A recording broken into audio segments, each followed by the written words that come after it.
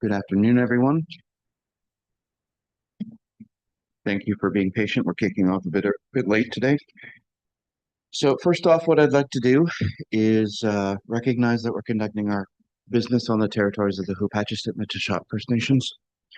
And before we move on, I'd also like to acknowledge that not only are we doing our business on their territories today, we should appreciate, acknowledge, and understand that fact.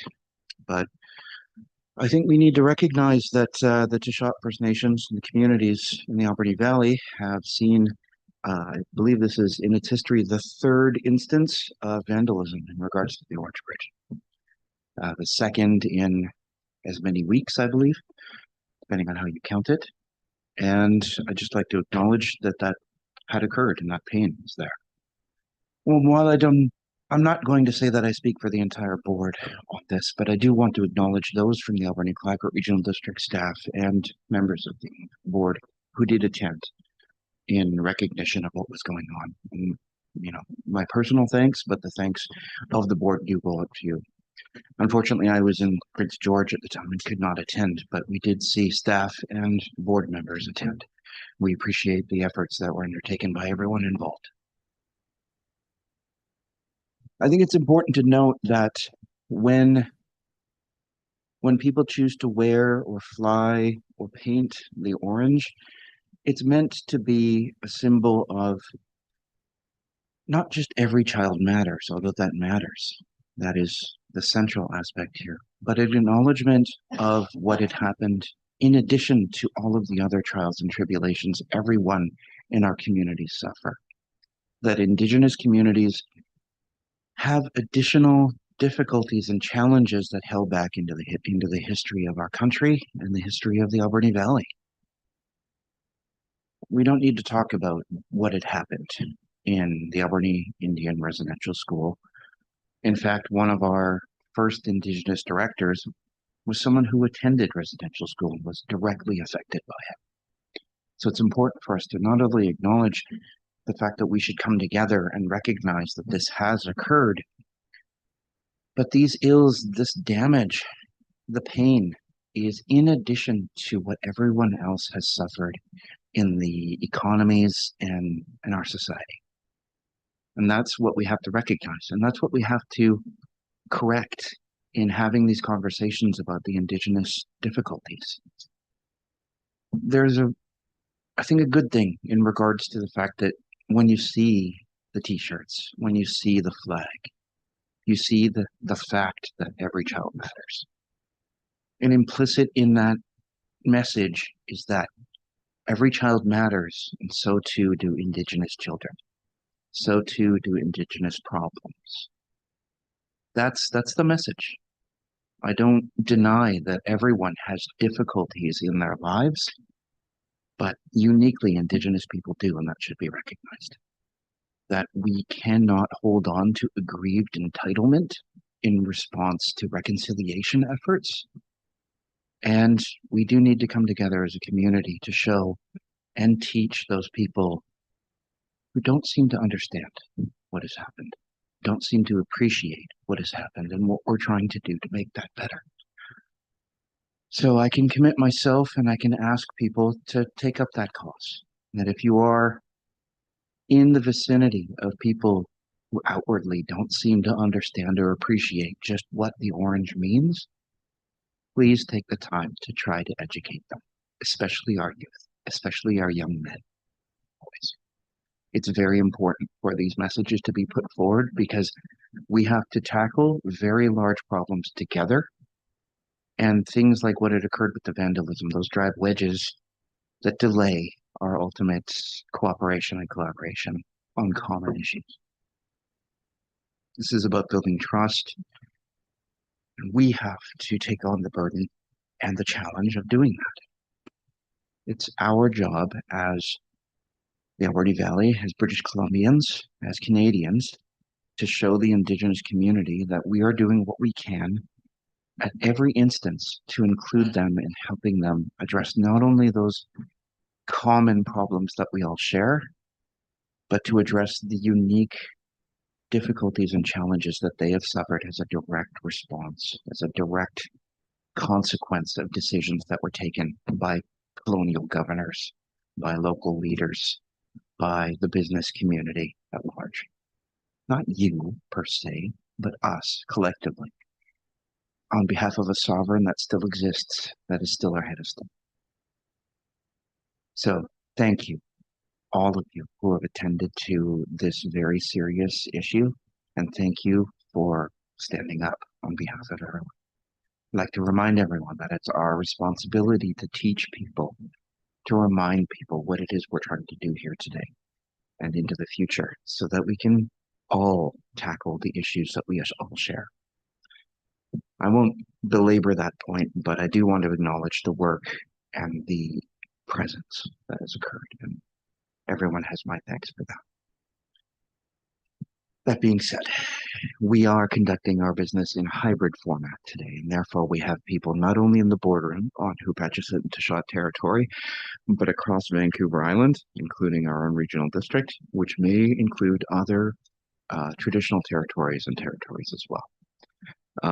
With that in mind, we'll do introductions inside the boardroom, and then we'll go online, and then we'll continue on. Because our business is being conducted in a hybrid format, we not only have the opportunity for people in the gallery to speak, but we also have an email opportunity to send in our questions and comments. And that email is responses@acrd.bc.ca. So we'll start with the standard way that we do it, and we'll do some introductions inside. Please go ahead. Thank you. Good afternoon. I'm Heather Zenner, Manager of Administrative Services.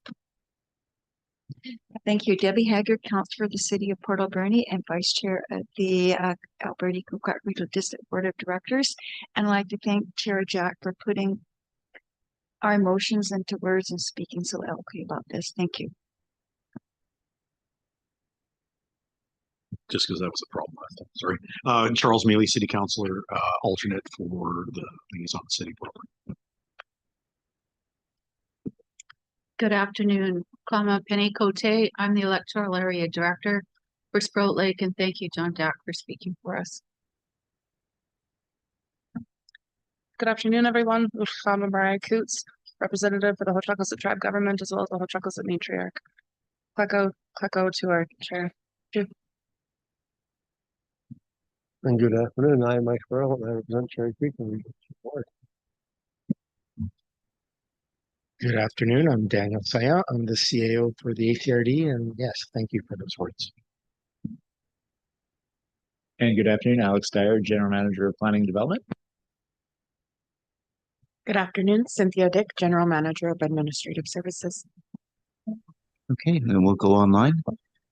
Fred, do you want to start us off? Hi, Fred Boyko, Electoral Area Director for Beaufort. Thank you. And Vida? You're muted, Vida. Sorry.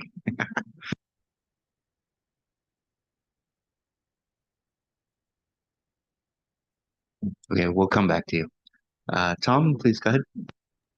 Yeah, and I'd first like to thank you, Chair Jack, for those opening remarks and the importance of the content within those remarks. I am coming to you today from, I believe, either the Squamish or the Tsleil-Waututh First Nations here in Vancouver.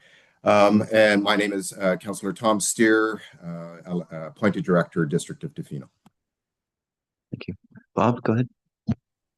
Good afternoon, everyone. I'm Bob Beckett, representing Bamfield, Area A. Thank you. Marilyn? Good afternoon, everyone. Marilyn McEwen, Mayor of Ucluelet, coming to you from the Ucluelet Territory. Thank you. And Kirsten? Afternoon. Kirsten Johnson, representing Toquot Nation, coming from Ucluelet Territory. Great, thank you. Vida, do you want to try again? I think I got it. Veda Siga, Director for Area C, Long Beach. Thanks. Awesome, thank you. And Oklama Sayachat, my name is John Jack. I'm the Chief Counselor for Hwayet, but I'm also the Chair of the Board. And yeah, thank you, everyone. So let's kick off and get into the approval of the agenda. That brings us to the agenda. I don't believe we have any extra materials or late items. Is that correct? The only thing we will have is 2 resolutions that came out of the Committee of the Whole from this morning. So we'll add that under 10.2. Okay, thank you very much. So we'll have that as amended. Would anyone like to move the agenda as amended? Thank you, Director Coots, seconded by Director Mealy. Thank you. Okay, any further comments? Okay, seeing none. All those in favor? All opposed? Okay, motion carried. Thank you. All right, that brings us to the next item, which are declarations. Declarations of conflict of interest or gifts exceeding $250 in value. Does anyone have any conflicts? I also forgot to ask, does anyone have any time constraints? Is there anybody leaving early for any specific reason? Go ahead. Sorry, apologize. I saw that. Yeah, Director Beckett, I did see have something on the screen, so he had to be up by 3:50. So just in case no one saw that. Great. Thank you so much for that. I did miss it. Director McEwen, please go ahead. And then Director Johnson.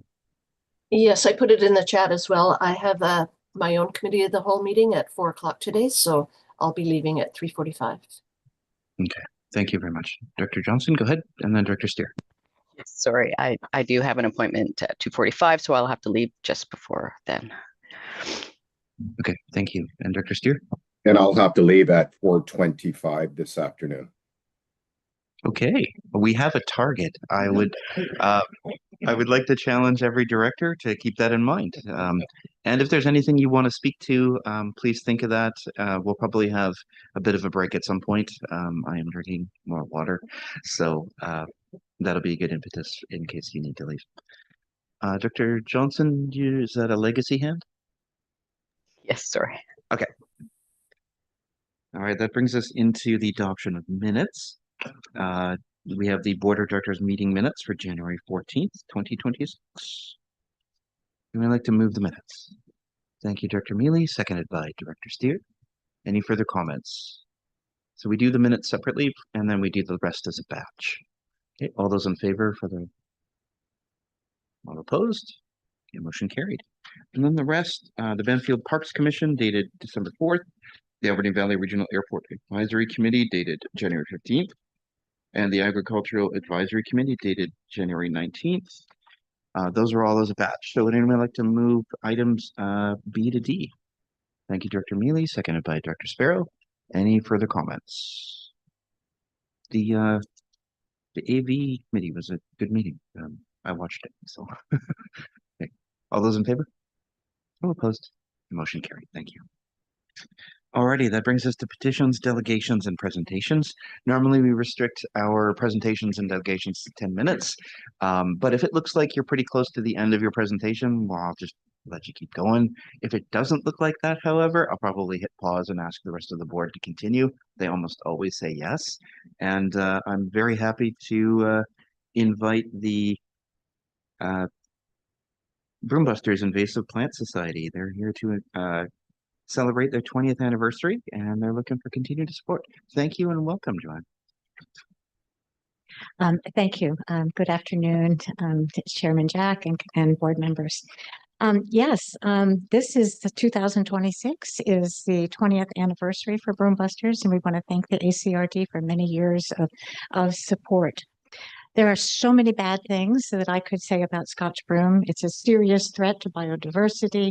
It's toxic to wildlife because it takes over anywhere in the sun. It negatively impacts food security, forestry, tourism, and our safety and health. But of all the bad things I could say about Scotch broom right now, highly flammable is the worst. The residents of ACRD know about wildfire, unfortunately, too much.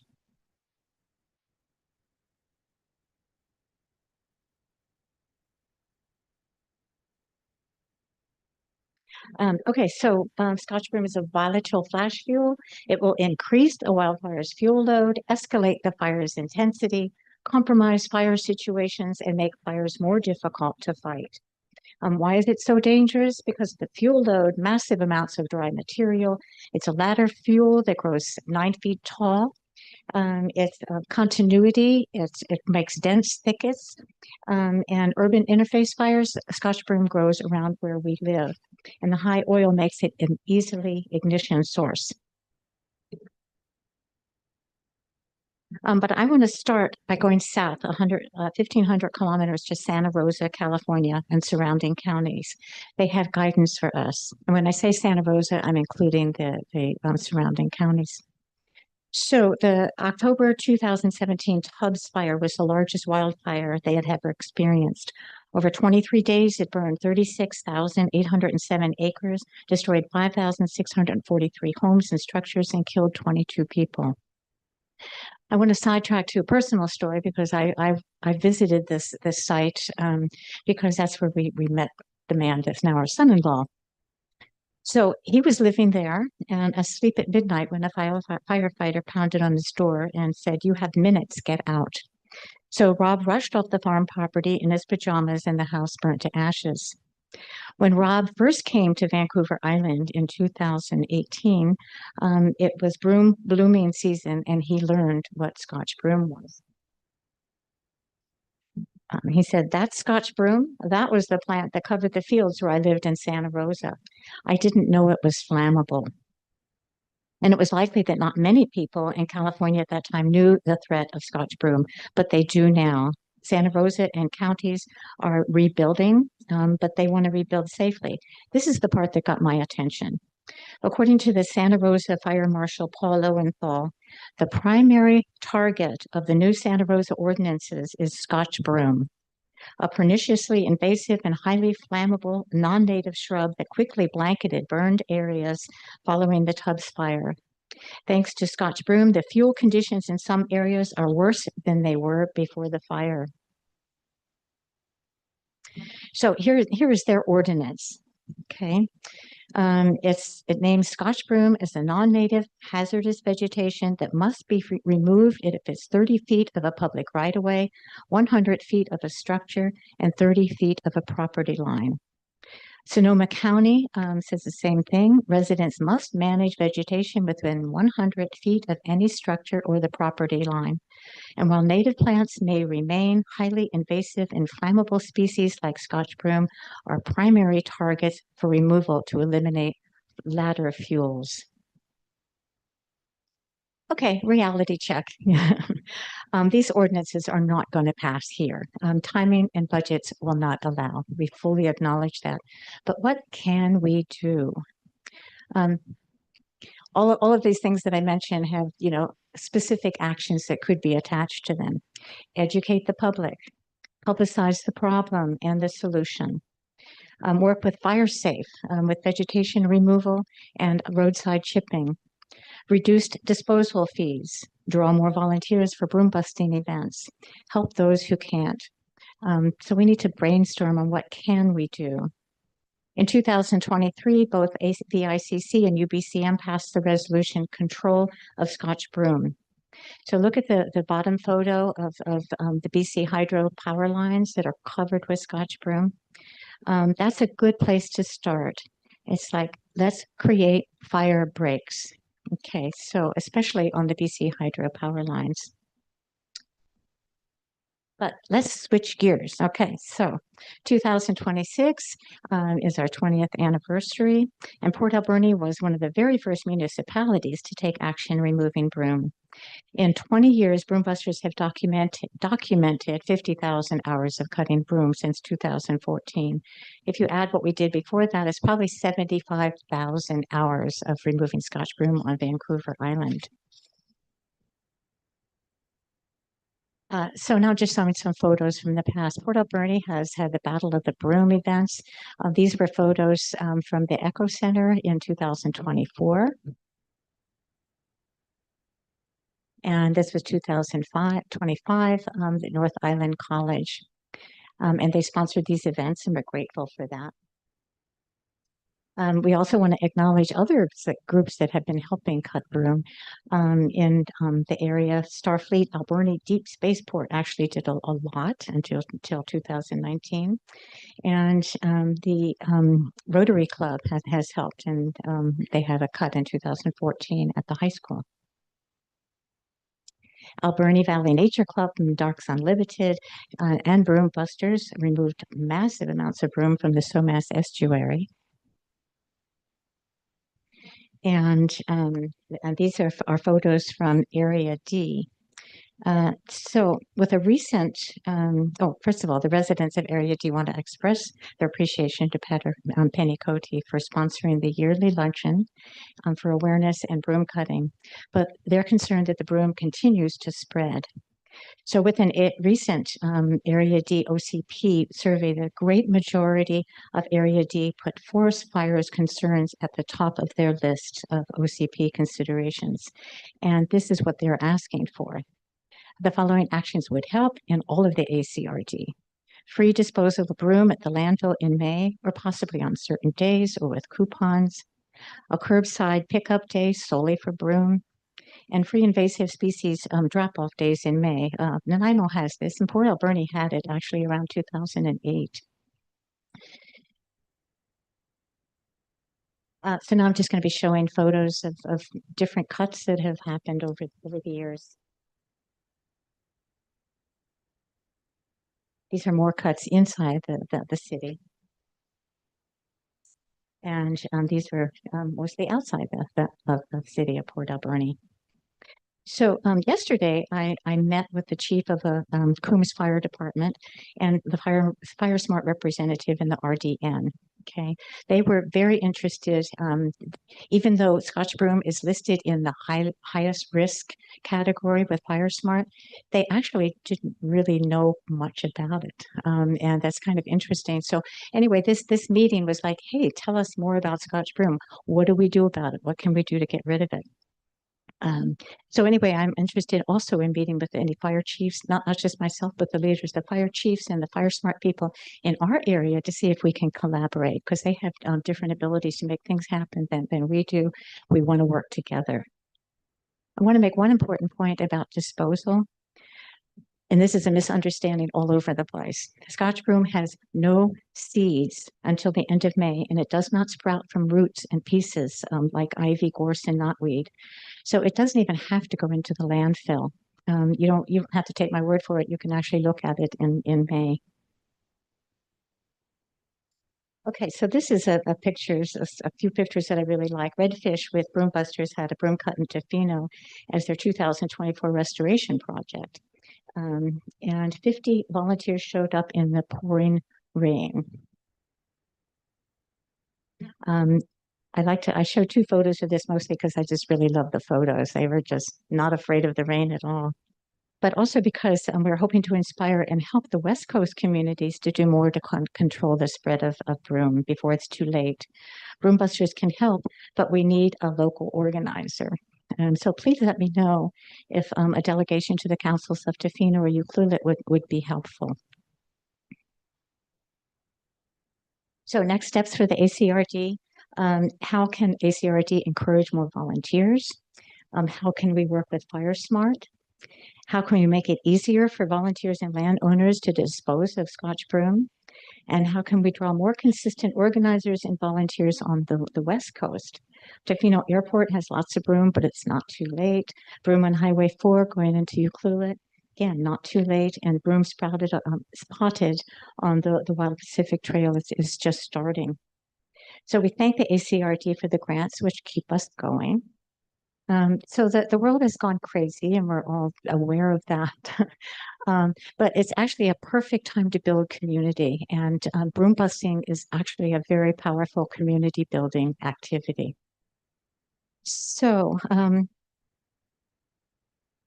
so we can't leave this problem to future generations. Let's stop the spread of broom, and let's learn from Santa Rosa and get this volatile flash fuel off of our roads.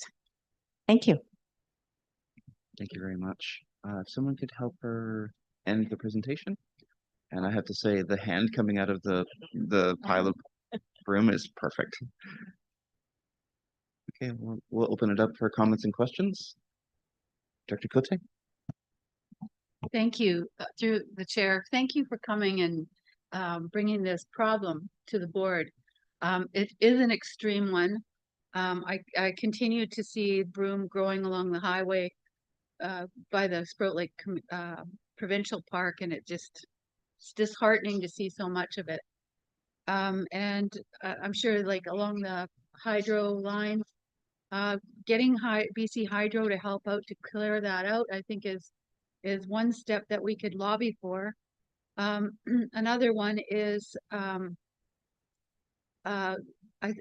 asked about meeting with the fire chiefs. I think that that would be a wonderful idea. We're absolutely supporting Fire Smart, and we could maybe get a grant that would help to work with Broome. Also, fire departments meet on Tuesday nights, at least mine does.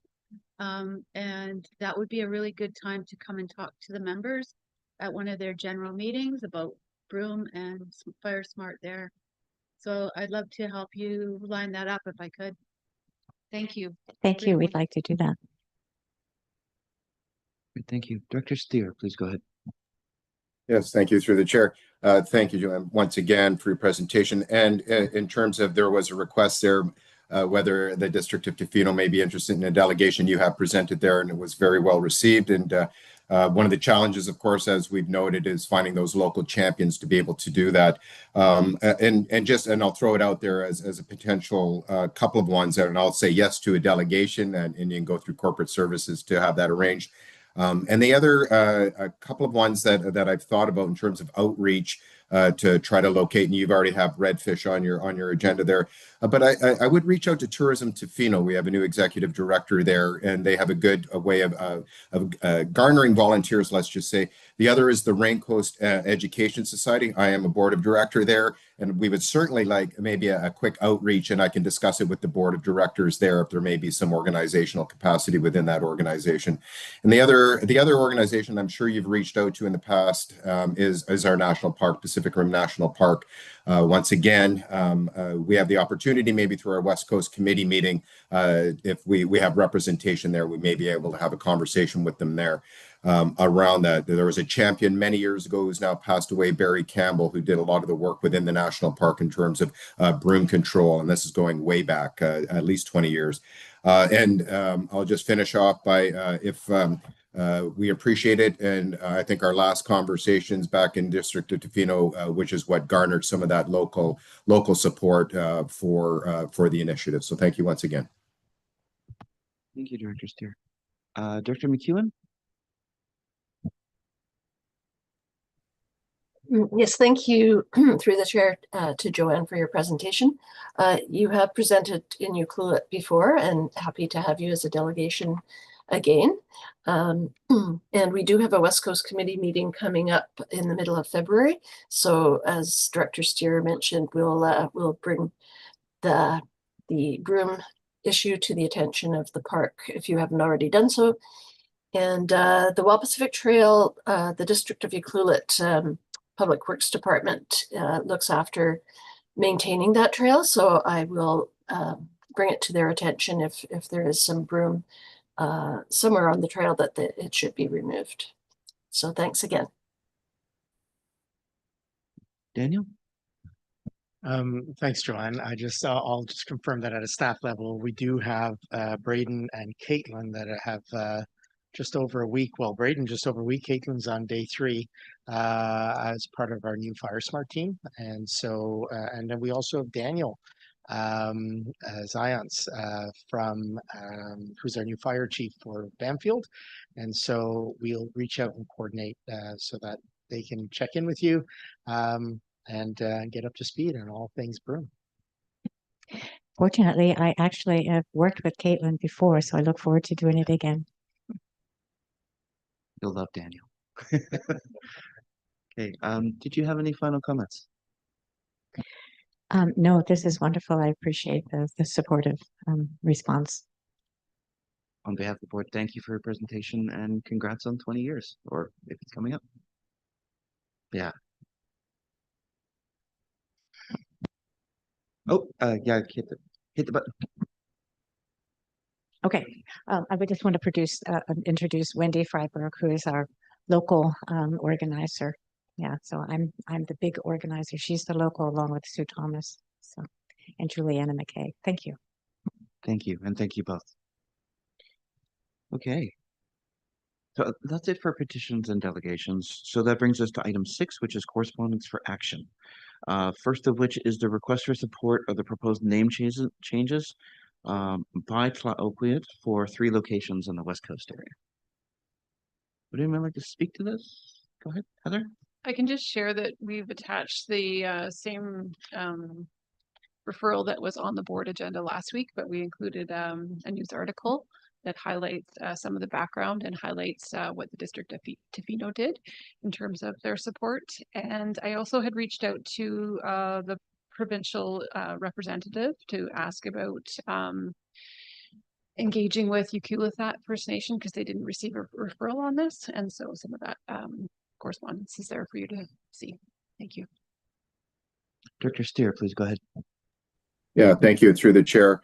You saw in the agenda package, I would like to make the motion, but I just wanted to bring up one little thing that the district at the council table in our discussions, you know, there's a certain irony in the fact that we're requesting a change because this was the original name. So there was a certain irony associated with that, going back to the original name. But anyways, that was a point of discussion that did come up. And I just wanted to know, there was in the correspondence to council in terms of the name change that came, there was some potential concerns around safety with local names. And as a Canadian Coast Guard representation on nautical charts, we have a process for people to submit name changes. And so there was concern that there may be some safety issues associated with the name change. Those changes that we've incorporated over the years on the nautical charts associated with our area have never been an issue. Those local names that are all familiar to don't change in the context from a safety perspective. And so we just wanted to bring that perspective to our community members that express those concerns. So if there's no other comments, I can read the motion as presented. Please go ahead. Yeah, just get it up here, that the Board of Directors support the request made by Tloquia First Nation to change the official names of Chesterman Beach to Nanquia and Kennedy Lake to Hookamen and Mirzan to Wanakas Hehuthis. Thank you. Seconded by everyone, but we'll say Dr. Haggard. Okay, any further comments? Seeing none, all those in favor? All opposed? Okay, motion carried. Alrighty. So that brings us to the next item, which is the Port Alberni Port Authority request for nominee. Dr. Haggard, please go ahead. Do you know who the representative on the nominating committee is now? Do you know who that is, or do we have anyone on the committee?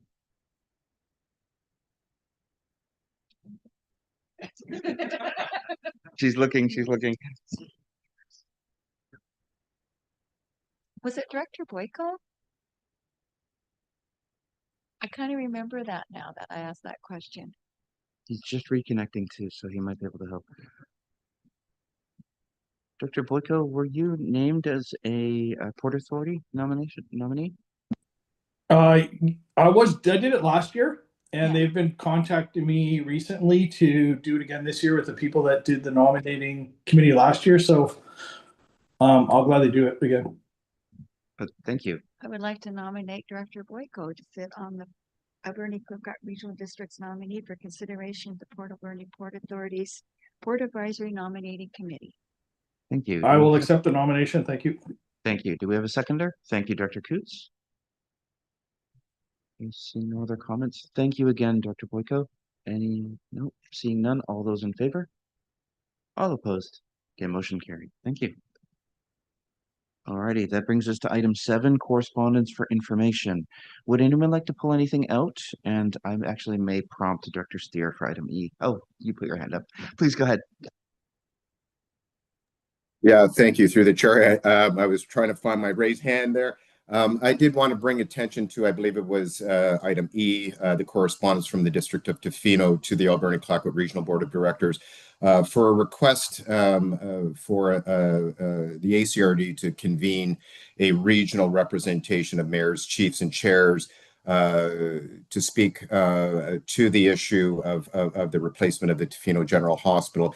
And to and maybe for those that aren't aware, I think you may recall that as there was a change in the Ministry of Health to the Ministry of Infrastructure in terms of the capital projects associated with our large infrastructure projects that occurred. And within that change and in the the review of the concept plan that was submitted to government in terms of the replacement of Tofino General Hospital.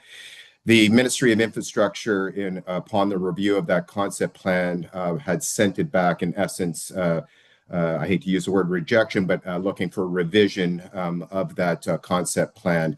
And one of the, with very little information, and I think all the board members are aware of that conversation that we had regarding that. And the problem that we're seeing is that in the concept plan, the campus of care as the kind of the moving forward and has been well articulated without the healthcare community was the model that we were looking for in terms of a replacement of a hospital.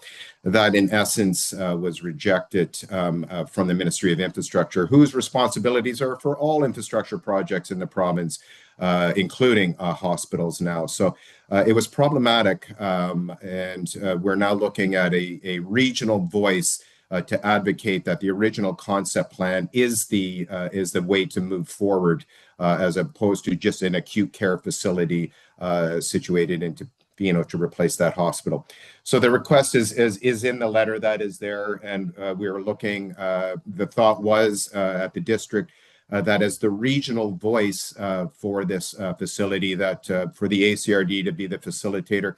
And I believe, correct me if I'm wrong, Daniel, that our staff our CAO has reached out to you, I think, directly on this. So I don't know if you have further comment that you may be able to add to this, but this is a request that is coming out from the District of Tofino to look at a regional approach to lobbying the Ministry of Infrastructure for that campus of care facility through the concept plan. Thank you, Dr. Steer. Daniel, please go ahead. Yeah. Yes, so we have had dialogue with Tofino staff. We've also had dialogue with Minister Osborne's team, and we will be receiving what we have received, but we'll be formally receiving the outcome of I think 2 Fridays ago now. Time flies. The regional health recruitment and retention meeting that was hosted and facilitated by Minister Osborne. So we'll be receiving that on February 11th.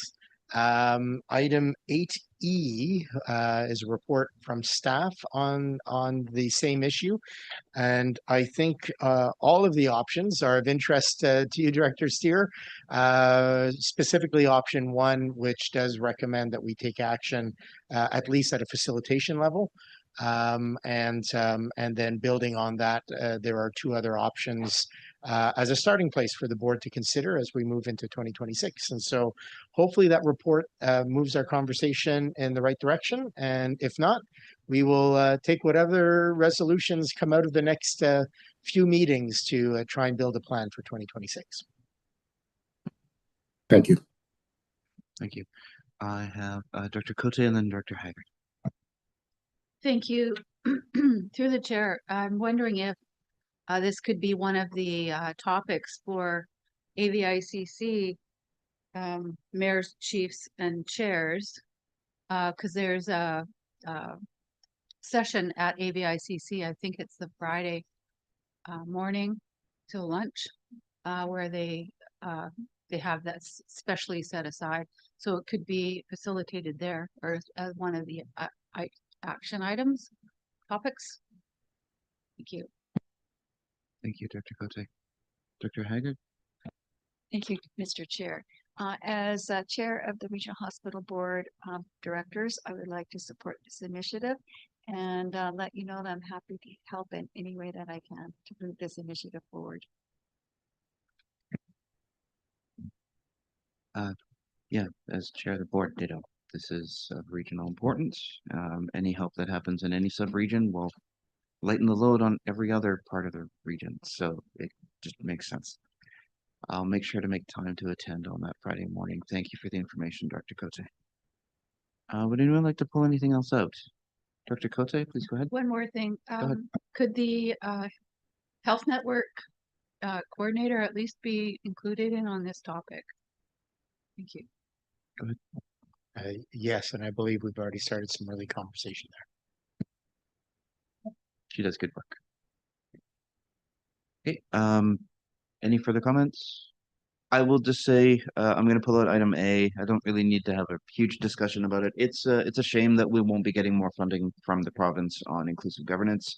We have carried it forward as far as it can go. There's a lot more work that we could be doing, but now with DRIPA likely undergoing amendments, we'll see how this all carries out. Doesn't really change the framework aspect of the DRIPA Act, so there will still be action plans, and we just like to see the action plan item regarding inclusive governance for local government be more fulsome.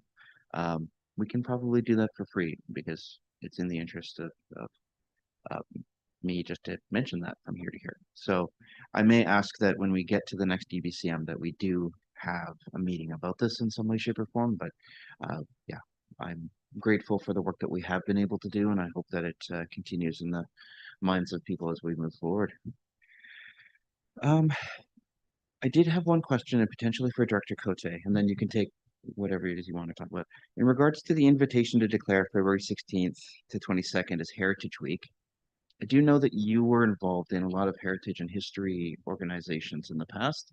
Is that still an active thing, or is this something we look at for the next year? I believe that this is something new that's put forward by BC Heritage. So it's not local, but that's what I wanted to talk about also, and just wondered if the ACRD is recognizing Heritage Week, February 16th to the 22nd. This year's topic, I guess, or theme is Stir the Pot. So it makes sense that the staff get together and have a lunch or something with Heritage. You know, we have Heritage Farms, and a lot of history from the valley. We're authentic. I totally support heritage that we own, and working with First Nations and recognizing that. So like to see the regional district do something in recognition. Thank you. It would be quite a pot to stir too, because it's not just the Indigenous cultures, and there's an ocean of depth there. But off the top of my head, I can think of forestry heritage, fisheries heritage, Chinese heritage, South Asian Indian heritage. These are all things that are very central to all of our communities. Well, there's two Gurdwaras here. That's pretty important, right? There's only one in Nanaimo as far as I know.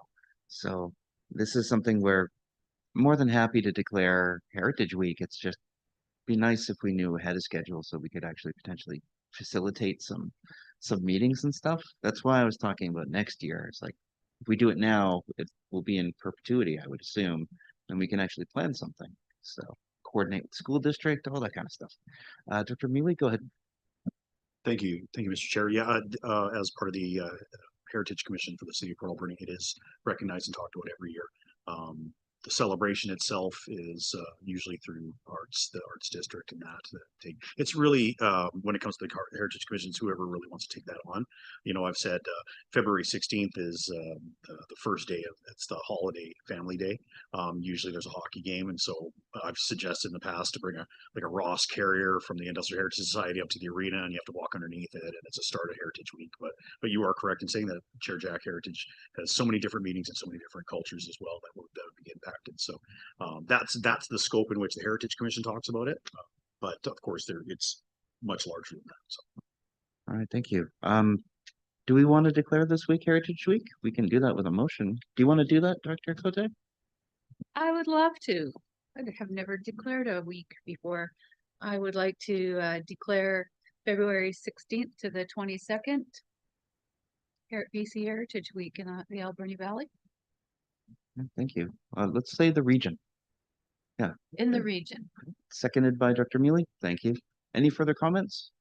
I'm remiss in saying that we can't forget our agricultural history as well. There's quite a few old farms here. Okay, no further comments. All those in favor? All opposed? Okay, motion carried.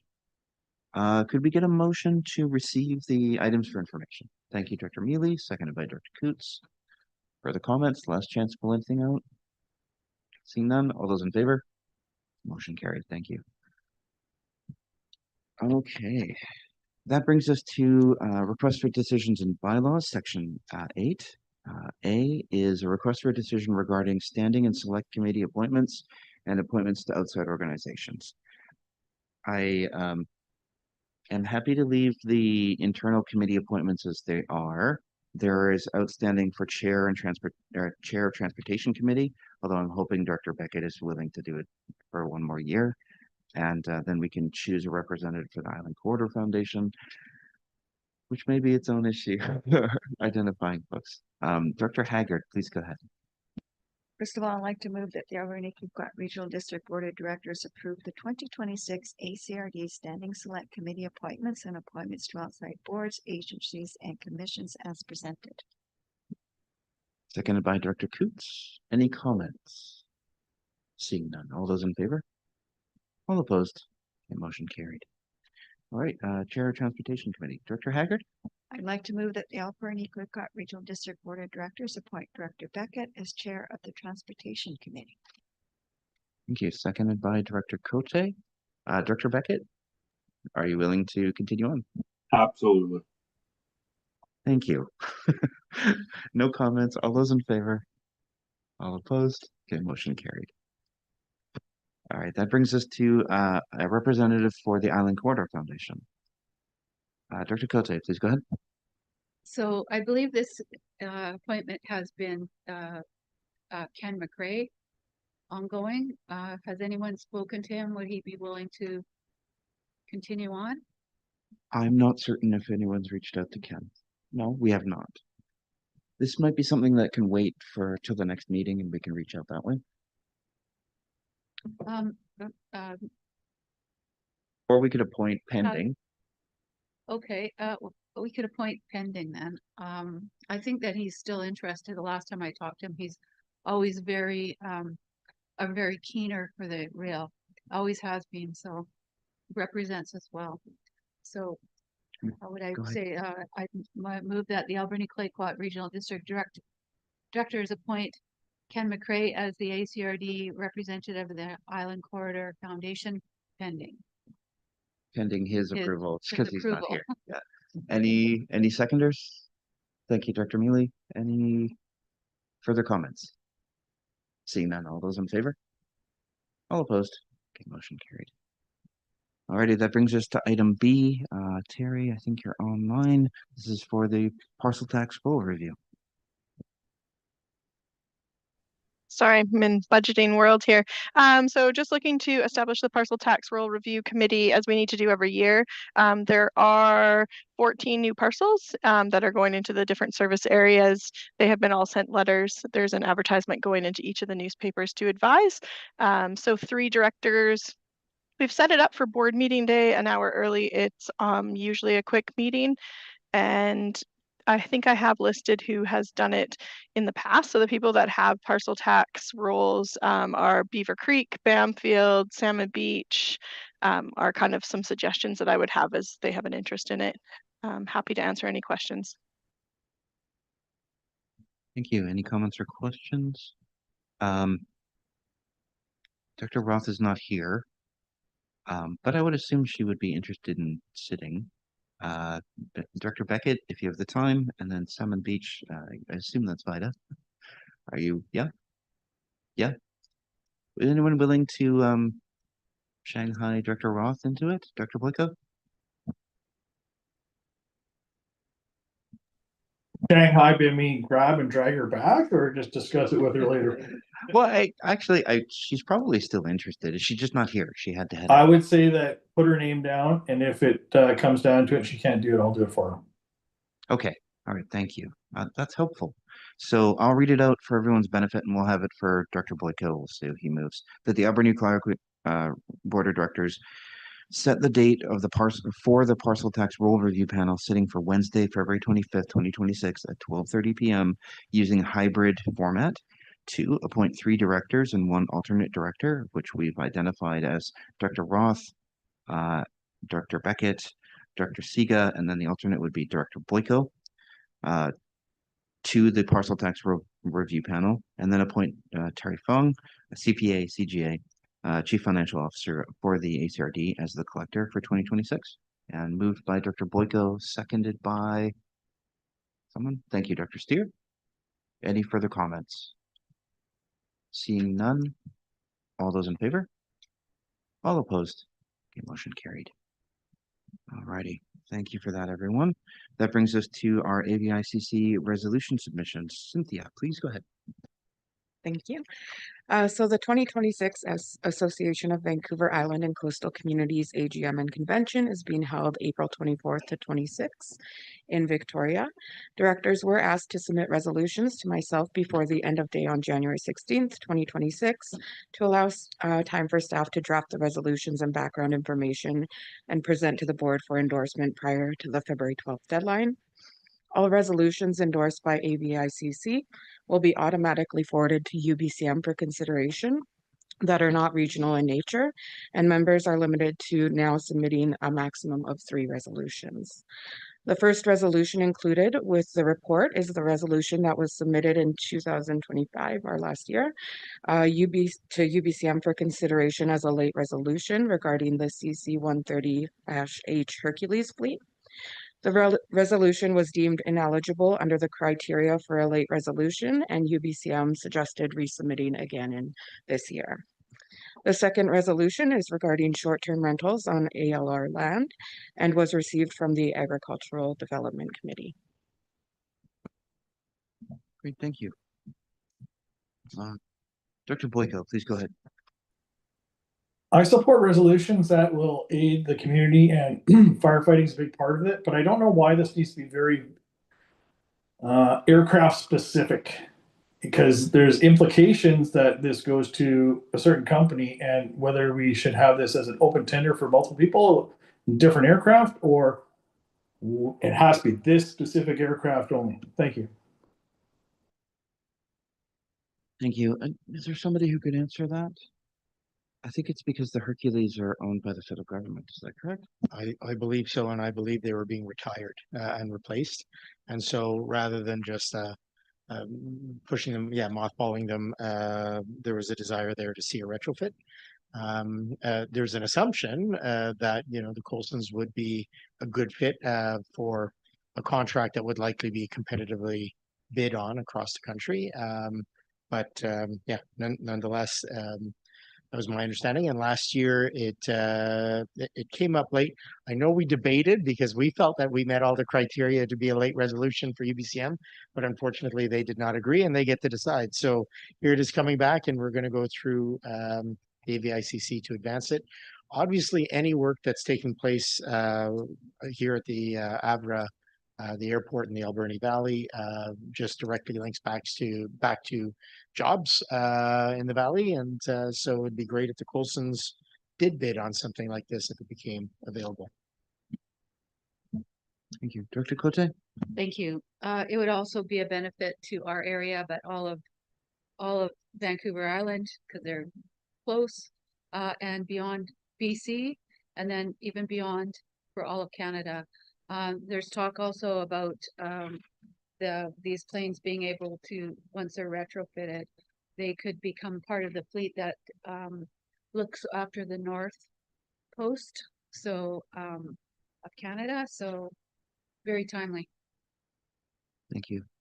As a supplemental, I attended a Special Chiefs Assembly several months ago, and the federal minister responsible for emergency planning or something did note that there was the intention for something to this effect, but also that they were investing in sites across Canada to house flying wings to respond to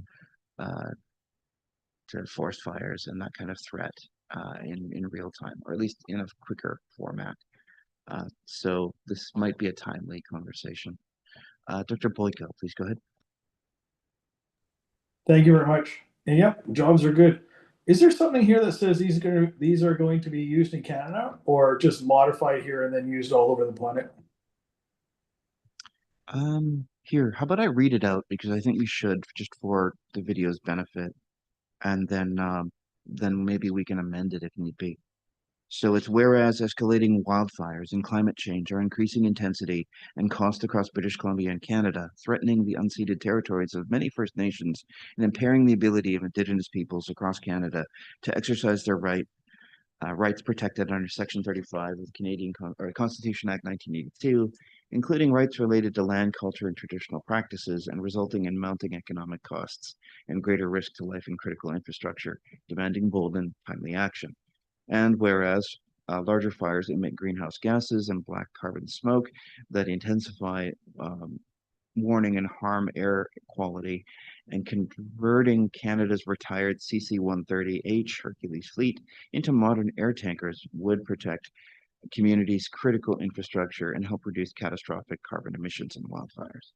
Therefore, be it resolved that the AVICC and UBCM request that the province of British Columbia collaborate with the Government of Canada to, one, partner with First Nations and the private sector to retrofit a portion of Canada's retired CC-130H Hercules fleet into large air tankers for wildfire suppression. And two, deploy these aircraft as a part of a strengthened national wildfire response capacity to be shared with provinces and territories, and where appropriate, used for international humanitarian and emergency missions. Consider that the Canadian Interagency Forest Fire Centre assist in managing deployment under a transparent cost-sharing framework with initial operating capability by the 2027 wildfire season. And three, prioritize this made-in-Canada solution that leverages Canadian engineering, protects lives and communities, upholds Indigenous rights, and contributes to environmental sustainability. So there is some mention of like doing it in Canada, but also keeping it open for international aid missions. I would assume just to fly them over to Australia because their summer is a different part of the year, or South America.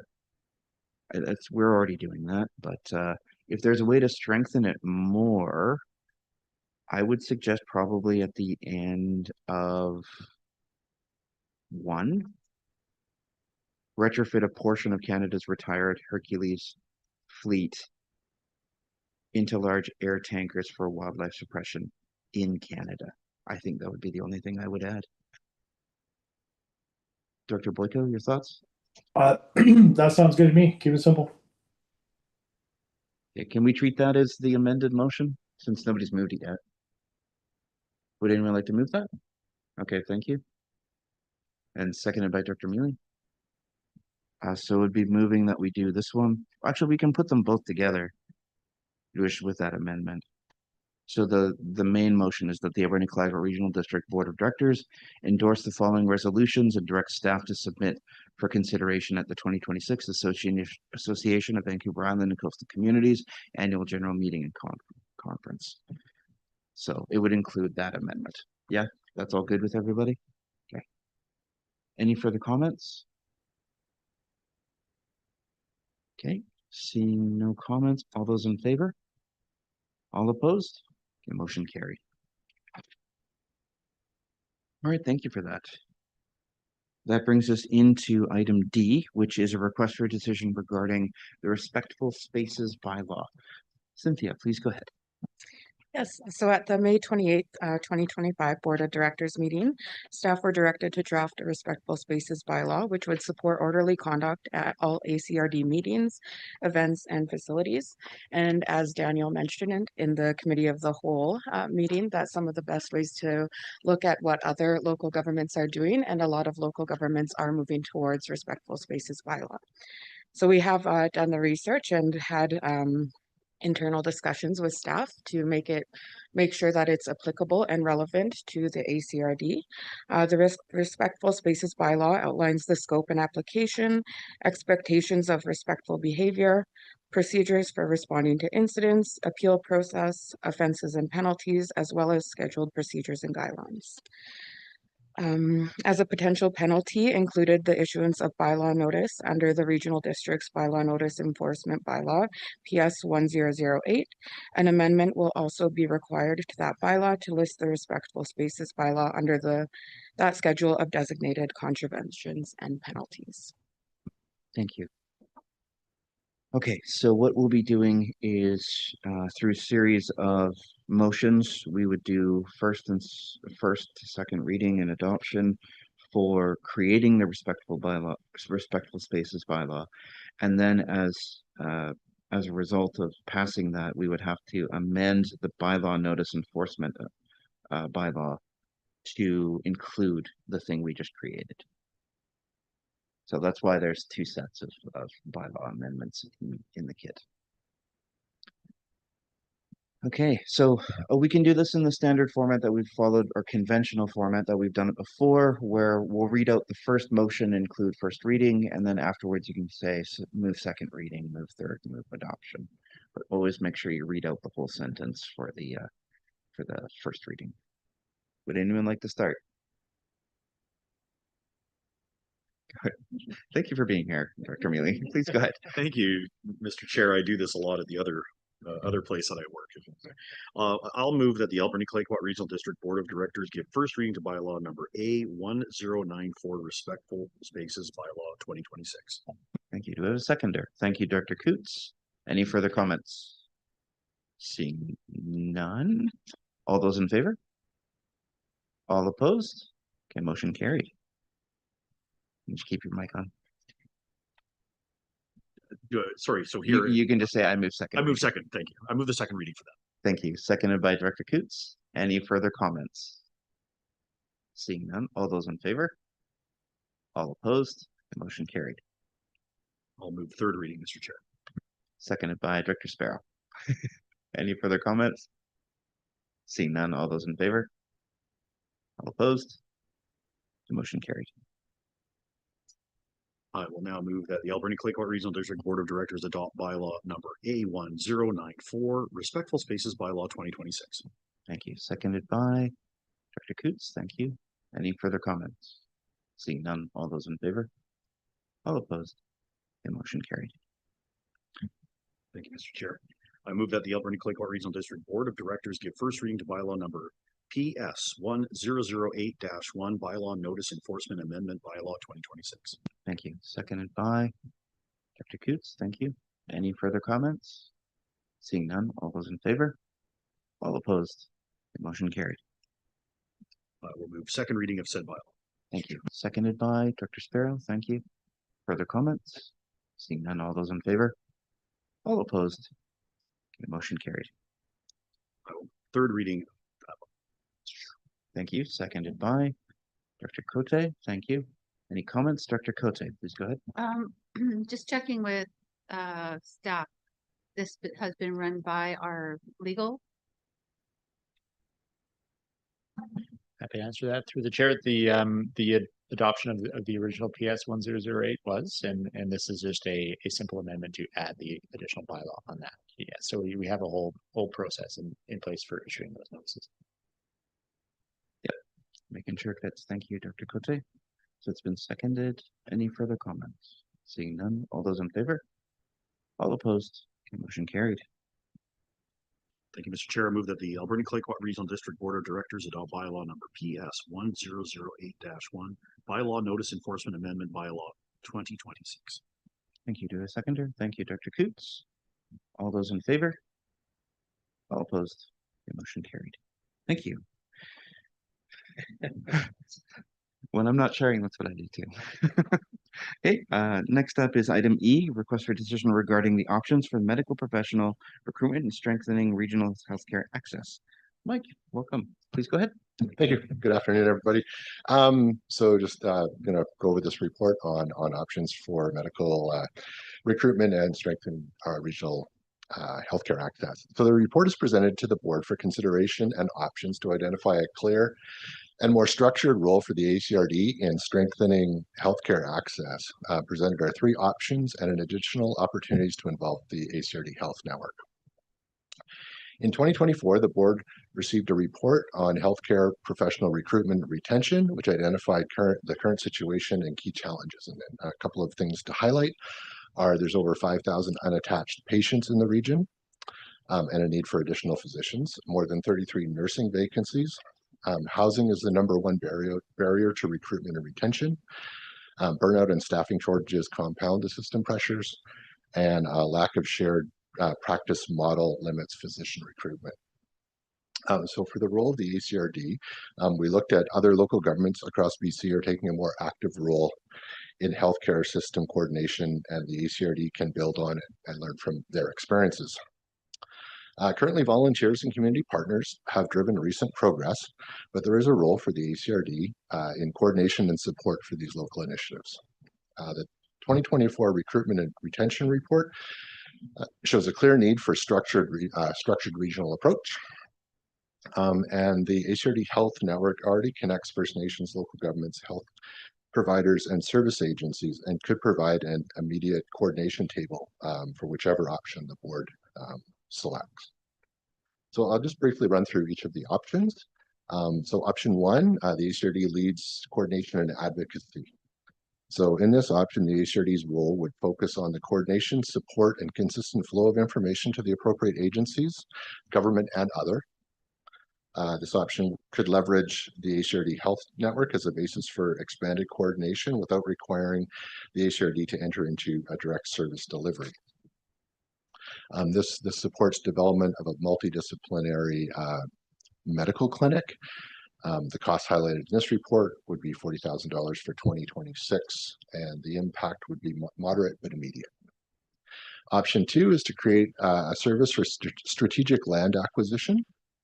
This option would advance the creation of a possible ACRD service responsible for acquiring land. This would be a regional service focused on land acquisition that could be used as a basis for any number of possible partnerships that would advance the public interest in such areas as housing and health, and also include other things through to parking, parks, and trails. In this case, the possible service could help establish the identification and acquisition of land, which remains one of the larger stumbling blocks in proceeding with the health clinic. And this enables partnerships for workforce housing and medical clinic facilities. Option three builds and operates, where the ACRD builds and operates a regional medical clinic.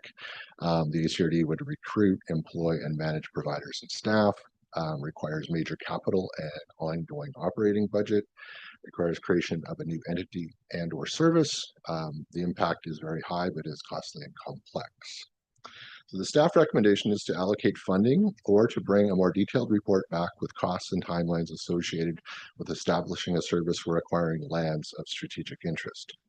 So the HRD does have an opportunity to strengthen local healthcare access through a structured and coordinated approach. And I'll stop there, and I'm happy to answer any questions. Thank you. Any comments or questions? Director Cote and then Director Haggard and then Director, I'm going to write this down. So just a minute. Okay. Cote, Haggard, Director Steer, Director Boyko. Please go ahead, Director Cote. Thank you. I'm happy that we're looking at this as a issue that advocacy and support, but without the province's support moving forward, we can look at things that we can do for building more housing. But as far as our hospital and lack of support, there is the way I'd like to put it. I look around at other communities. Cowichan's new hospital, $1.466 billion being put into that. The Nanaimo expansion of the hospital there. You know, we seem to be neglected quite a lot in so many different areas.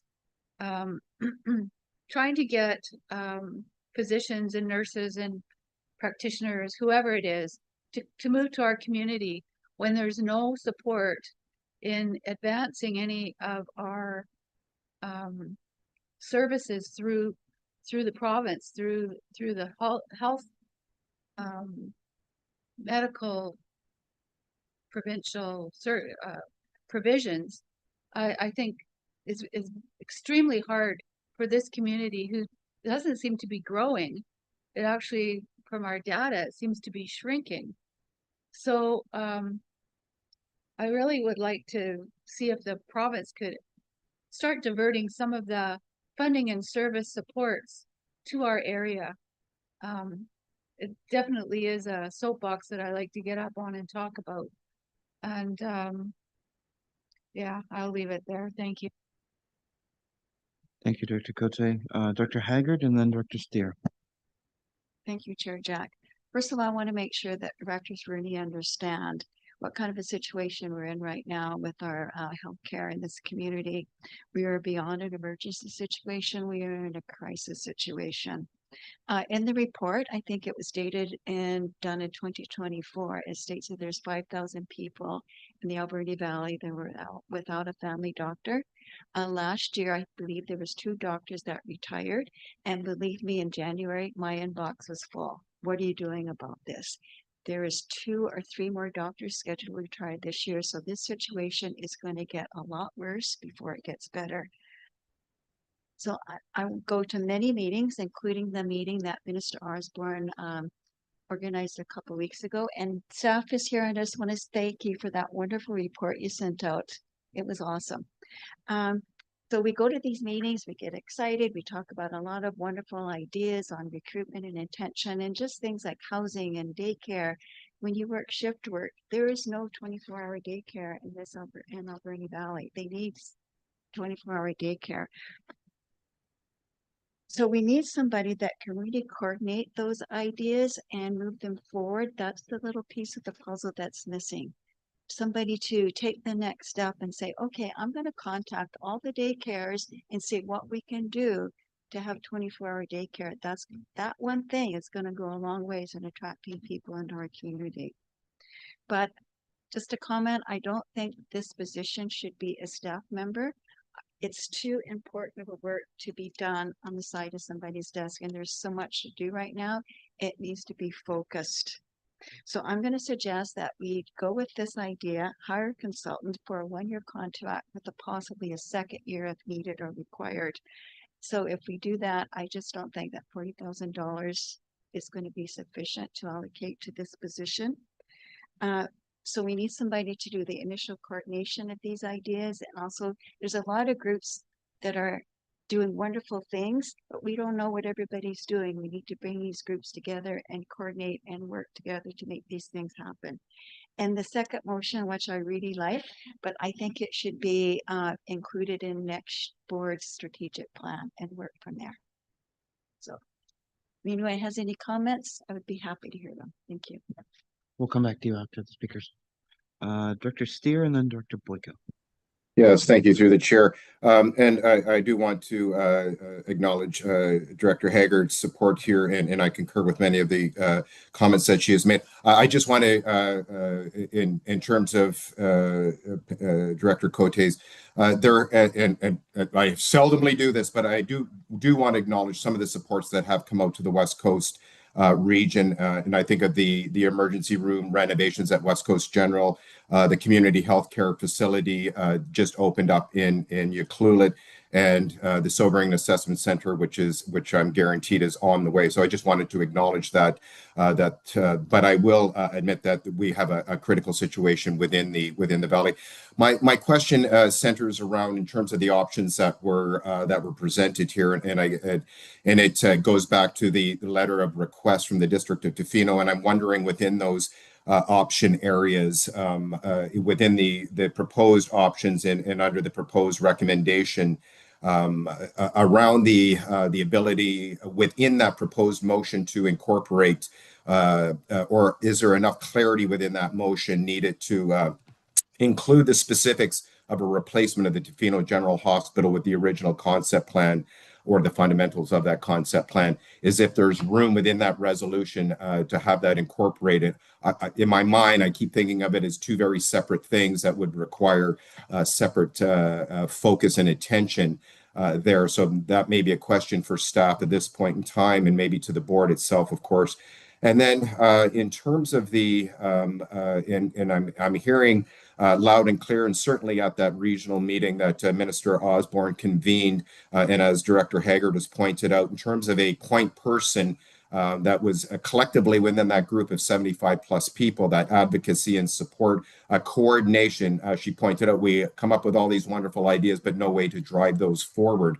And so to have a specific hired whatever consultancy or whatever, but it has been floated. And I think Director Cody has brought up an excellent point. We already have within our region a coordinating body, the Alberni Clayoquot Health Network, whose part of their responsibilities are that coordination of those. And I'm wondering if that may be in terms of that cost that we already, well, that is paid for, but is already incurred, if that is something that we can look at in a more fulsome way to add to that. So I'll leave it there. And I would at some point in further comment, maybe from staff, in terms of the separations of those specifics around recruitment, retention, and the set that's needed there, and the lobbying for that campus of care concept plan for the replacement of the Tofino General Hospital.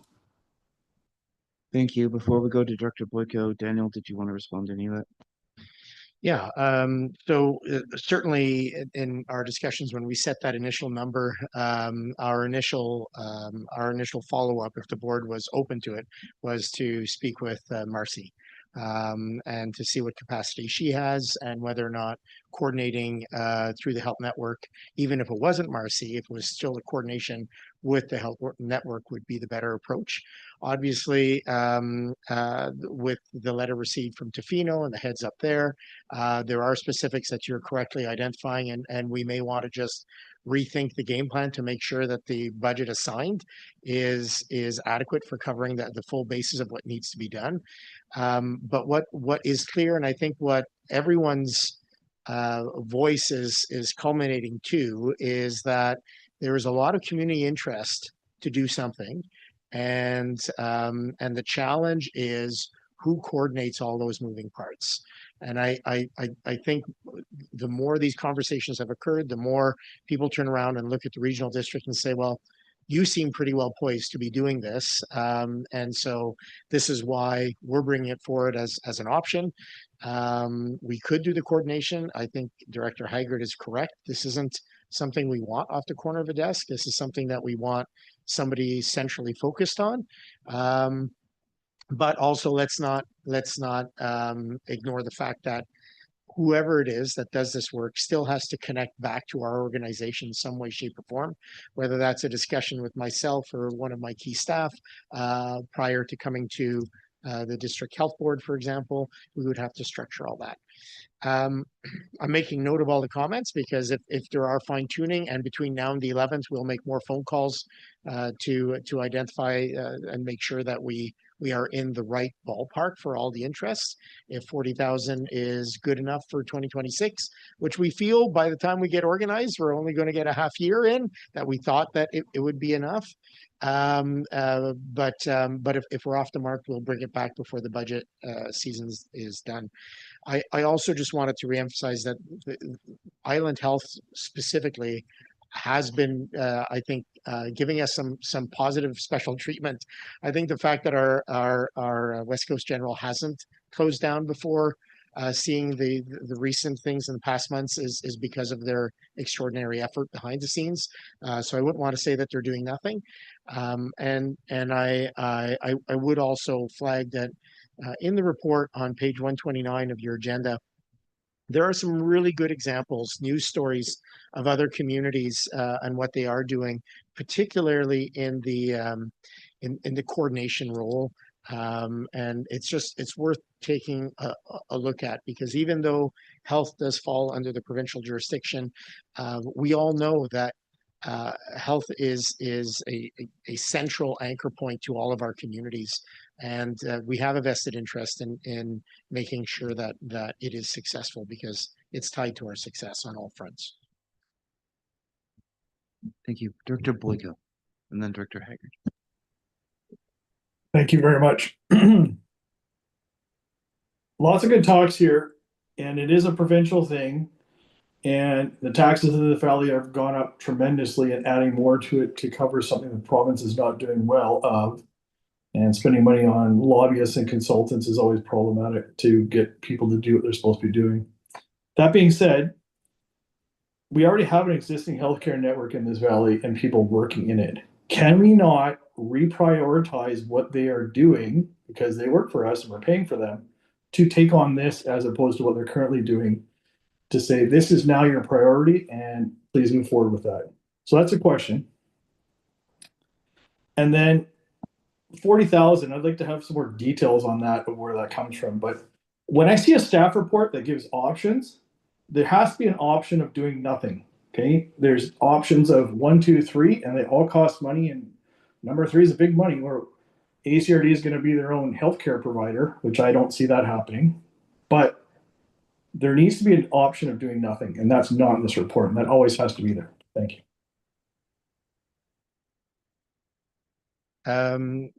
So the maintain status quo is option 4, identified on page 109 of your agenda.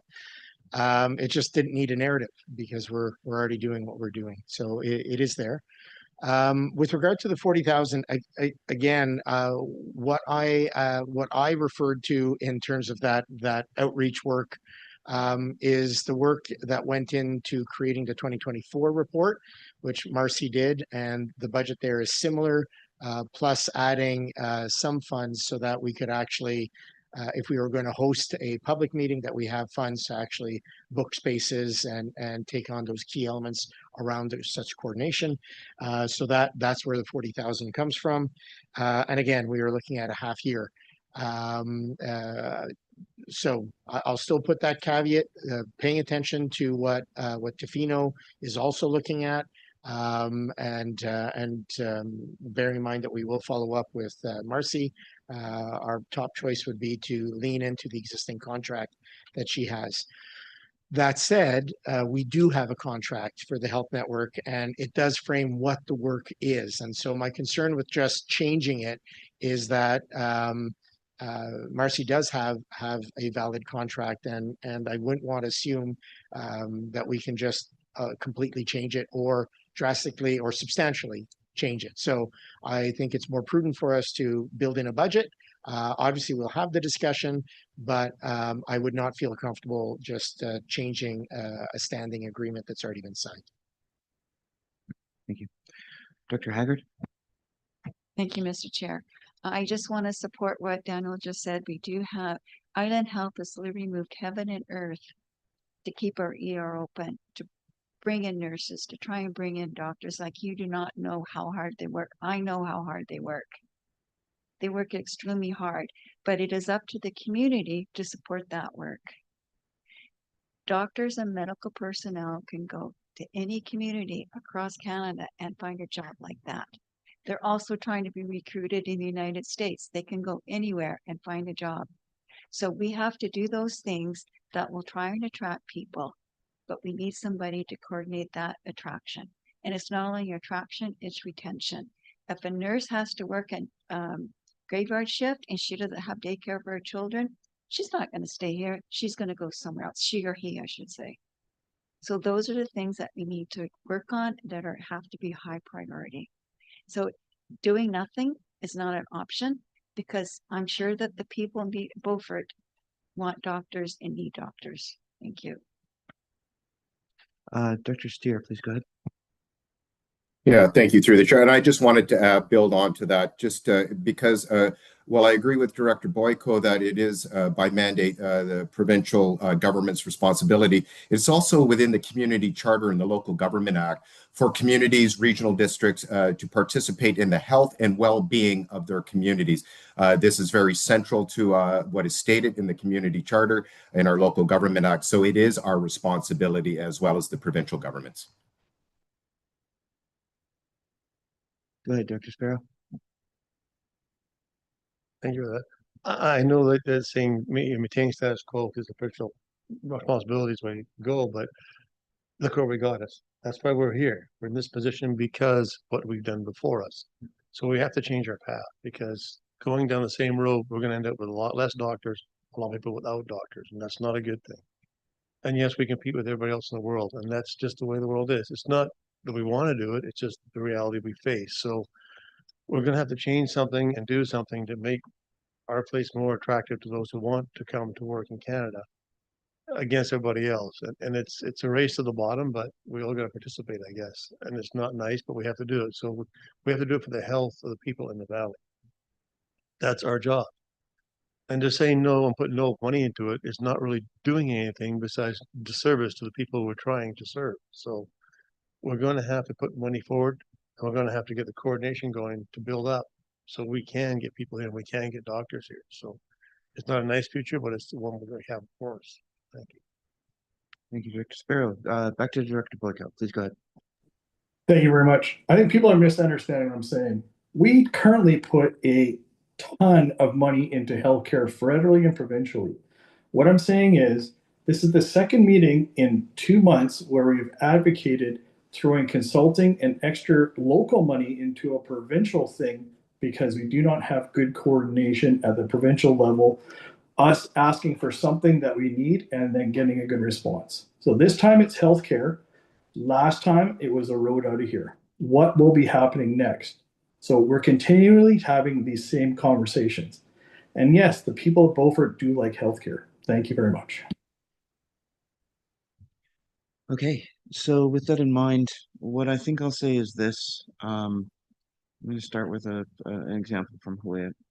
So Hawaiian is a treaty nation. We decided to go into treaty because we wanted to take control of our community's destinies, that we would be more capable in making decisions to improve the lives of our people. What we realized is that that was fundamentally a question of economics and the ability to pay for the services and programs and infrastructure to catch up and keep up forever. There's a 2% cap, or there was a 2% cap on the amount of money that would be going to First Nations in perpetuity from the federal government. And it's different with the province because that's usually resource revenue sharing. But we knew that 2% increase on what we were already getting, which wasn't enough to catch up or keep up, just drown slower, meant that we had to do something ourselves.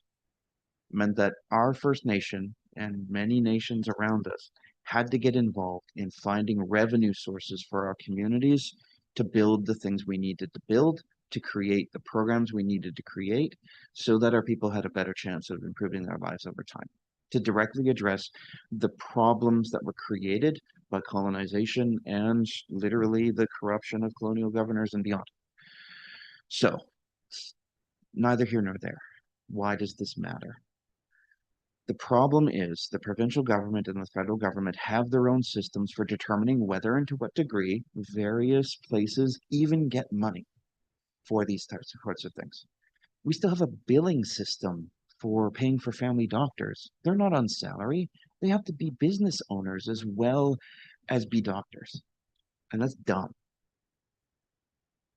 I think that there's a lot of changes that do need to happen, but the system that does exist now and will exist in perpetuity is going to be a struggle of community and community and community to determine whether or not we get the funding to build a hospital. And I actually think the hospital issue on the West Coast, Tom, should remain a separate issue. And that because I think this medical crisis is primarily one of family doctors and nurses. And that's a separate issue from building a hospital. Because even if you build a hospital, it's just another ER. You don't have a family doctor. If we're thinking about aging in place, if we're thinking about getting people into their doctors sooner than later, we have to start thinking that the province ain't coming to save us. Yes, we are spending a lot of money. Guess what? The decision making isn't going to be such that it makes common sense, given our own specific centrality in here in the mid-island of Vancouver Island. Because common sense here is different than common sense in the Lower Mainland. And the Lower Mainland will always win because they have more money, more people, and the ability to lobby so much more completely. We may not like it, but that's the reality, as Director Sparrow has stated. So we do need to do at least option one. At least option one. Whether or not we do is a whole nother thing, but that is at least what we should be doing, because we need to solve the family doctor issue, because the family doctors are the front line in which we actually start diagnosing colon cancer on time, diagnosing women's health issues rather than them being told, oh, it's probably just a weight issue. You know how many times that happens to women, especially in ERs that just want you to go away? We need dedicated family doctors. They can choose to go anywhere they want, as Dr. Haggard has stated. So as much as I know that we hate to spend money and that we allude to the whole idea that this is the province's responsibility, while we're waiting for the province to fix the problem, people will die. People I know have died. People we know as a community have died from cancer as a result of all of this. We have to act because it's the only way we're going to be able to guarantee our communities access to doctors and medical services. And yeah, you can not like it all you want, we still have to do it, especially if people don't want to leave their houses and move closer to hospitals. We're going to need better access to medical facilities that aren't just the emergency room. This is not an issue that will solve itself.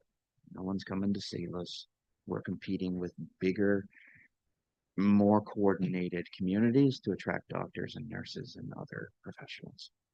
We have to do what we can. We have to make it easy for doctors and other medical practitioners to come here. And for me, that's the third option. We're not even talking about that. So I think we should do all three. I think we should absolutely do at least the first one. But I think it should be treated as a separate issue from the hospital because we're going to end up doing that anyway, no matter what, Director Steer. We need to do that. Hospital access is a completely different issue. But I get that it's a care facility, like it's supposed to be holistic, but it's important enough that that should be separate. I think we should do all three, and I think we should make people pay for it because it'll benefit everybody in the community. But I understand that we're coming up on an election, and it's going to be very easy for people to grouse online about this. This is medical stuff. This could make a real difference in whether or not fathers survive to see their kids graduate. For the grandkids to know the grandparents. So, like, this is more important than a lot of things. And we should all be able to agree. And not do the low blows about it. I think we should. I'm not going to say anything else. I just think we should do all three. I understand if it doesn't go that way, but I would absolutely love to entertain motions for all three because we can do. This isn't mutually exclusive. It's presented as such, but it could be and. Whether or not we do, I think citizens need to look at these options and look at the reports that are mentioned. Look at the 2024 report. We've known this issue for 2 years or more beforehand. And yeah, I don't see the point of having a hawing about it because it's just going to get worse. Doctors, there are some old doctors here and they're going to retire. And suddenly that 5,000 person waiting list is going to turn into 8 or 9. So yeah, okay, sorry. Yeah. But that's just, this is not a problem. This is that we can ignore. This is a crisis that will only get worse. And we're competing with communities that have not in recent history been declared the worst place to live in Canada. I'm sorry, but those are the things that can matter. These are things that we discussed at the big meeting that we had before. We have to double down on this. We have to do more. And that means reaching into the wallets to do so. And whether or not we do, I don't know. But we have to. We have to. All right, thank you. And yeah, I went on a bit of a rant. I apologize. Director Beckett and then Dr. Blinken. Thank you. I recognize when we talk about healthcare professional attraction and retention, we're not talking just GPs. We're not talking just physicians. It's the whole gamut of medical practitioners. But when I went to page 129, I took a look at some of the examples. There's one that, well, in fact, I'll just go right to the chase, is that the city of Colwood and the city of Langford have both recently opened up what I will call municipal facilities and are attracting doctors. They've been successful. I've talked to both Mayor Goodmanson and Mayor Kobayashi to try to understand how they've done that. So the question I have, and I congratulate both municipalities and mayors for their initiatives. The question I have is, it's fine to print something and show an example, but what have we done? Have we reached out to them? And who would reach out to them on behalf of the ACRD? So comment and question, Mr. Chair. I think from a mayor's standpoint, that would be something where the chair and the vice chair could reach out with Daniel's help. I would automatically include the city of Port Alberni in that conversation as well, because they may be using municipal powers that regional districts lack in order to get it done. I forget the second half of your comments, so I'll defer to Danny. So to answer your question, Mike Kirk has done quite a bit of work in outreach as well. We would not have to start at ground zero when we talk about creating the business plan moving forward. Colwood is a great example, but I'll also flag that the overall model that we're looking at here is something that Ontario has been doing for a very long time. And so in our research, that's what we have seen, where you've got a plug and play style clinic, admin and spaces provided, and the practicing primary care professionals occupy an office and give upwards of 40% of their billing toward the medical office that is there. It is not outside of the realm of reasonable for that clinic to be owned by a community. It's also not outside of the realm of possible to raise the funds in a number of different ways. Taxation is our default model, but we can issue community bonds. That is within our reach, and we can have investors, community investors through community bonds issuing. Now we have to create, that is all legal structure that we have to create. And this is why if the board was wanting to go down that path, similar to what Chair Jack is saying, all three make sense, because at the end of the day, you need the ability to coordinate those efforts. You need somebody that is focused on getting this done. They might not be the person that is drafting the business plan, but they are the person who's coordinating all the dialogue and the people or person that is creating that business plan. Somebody has to keep that ball rolling at a good enough pace. The strategic land is something that is the most common of tools for most local governments. Is that the ability to buy land of strategic interest is something that would serve all areas of the regional district, and as a default, if somebody had a great initiative, like is the case right now with Community Futures, that's been doing a lot of really good work, well, their hang up is land. It would really be convenient if we had a position, or we were in a position to say, look, we've got this land, or we can purchase this land and we'll partner with you. But we don't have that tool right now. And many local governments have created that ability to have that tool. And it would be really challenging for a place like Bamfield to try and create that on their own, which is why it makes way more sense to be leveraging the region. And I know it creates a lot of heated dialogue around what the prioritization of what land is purchased, where in the region and why, but we're better off having that debate at our table with the ability to act than to not talk about it at all. And then last but not least is if we're going to look at creating the solution, but not being fully dependent on the taxpayer in the long term, we need to diversify our revenue stream. And business cases such as the clinic in Colwood or in Ontario, where you are actually making money off of practicing physicians, does help justify the investment beyond just a constant taxpayer drain. But if we don't start slow, we can go fast, but if we don't start slow on diversifying our tax base and ability, then we will forever be stuck at the point of how much will taxes go up this year. And all these other things that are being presented by staff are things that we could do quickly, and I'll use that term lightly, or we could ease into it. Something like strategic land is something that we could develop a service and collect revenue slowly with the intent that in year 5 and beyond, we have a greater ability to now purchase land. But there are ways of diversifying our income stream in order to achieve common goals. And a lot of people are turning to the regional district. We're just looking to propose tools for the board to consider. Thank you. Dr. Boyko, please go ahead. Thank you. All great discussions. I'm just concerned about the taxpayer spend when we start to get into competition with every other place in British Columbia and Canada for a small resource. And all you're going to see across everywhere is come work here, come work here, come work here.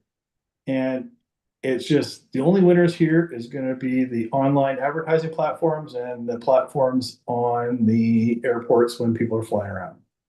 That's my main concern, that you're in a spiraling trap of trying to outspend the other places to get better advertising spaces. And it's just going to get bad. But with the announcement of the city in the past week, I put some time into healthcare resources and stuff. And the homeless count in Port Alberni is more than double most of the other places on the island here. Like, for example, using the latest census data on the PIT count, we are 1 in 100 people in Port Alberni as homeless, whereas Victoria, Greater Victoria, is 1 in 227. Nanaimo is 1 in 274. Courtenay Comox is 1 in 200. So there's some overall driving factors behind the use of how our healthcare resources are used in this town as well that bear very serious discussion moving forward. Thank you. Thank you, Dr. Boyko. Any further comments? So I do not see the motion or the options as mutually exclusive. They can be moved into like a phasing structure, how we sequence them.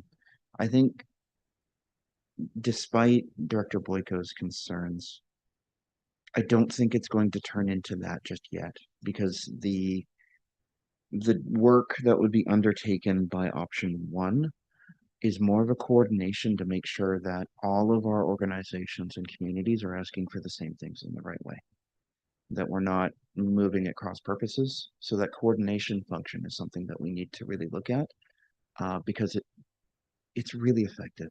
We do this at the Monmouth level for our treaty nations here on the West Coast. The NTC does it. Modern treaty nations in BC do it. We're very successful when we work together. We have a lot of organizations and communities that all want the same things. And how we attract doctors and other medical professionals, as Dr. Beckett has said, how we do that can be coordinated, right? But what I think we need to do is differentiate ourselves, not just by how loudly we market, but whether or not there are easy on-ramps into being a doctor in our region. That's why I think option 3 is so important. That if I was 20 years old, pre-med, and I wanted to be a family doctor, I want to be a doctor. I don't necessarily want to run a business. So how are the ways, and I don't want to have to deal with billing, and I don't want to have to deal with the bureaucracy of dealing with the provincial government and all that kind of stuff. I want to see as many patients as possible. Who can help me do that? And so if we can provide the opportunities for those things to be built up faster, then we'll have more people being doctors. I mean, there was an article posted just 2 days ago that doctors have lost 20 million hours across the country on administrative BS alone.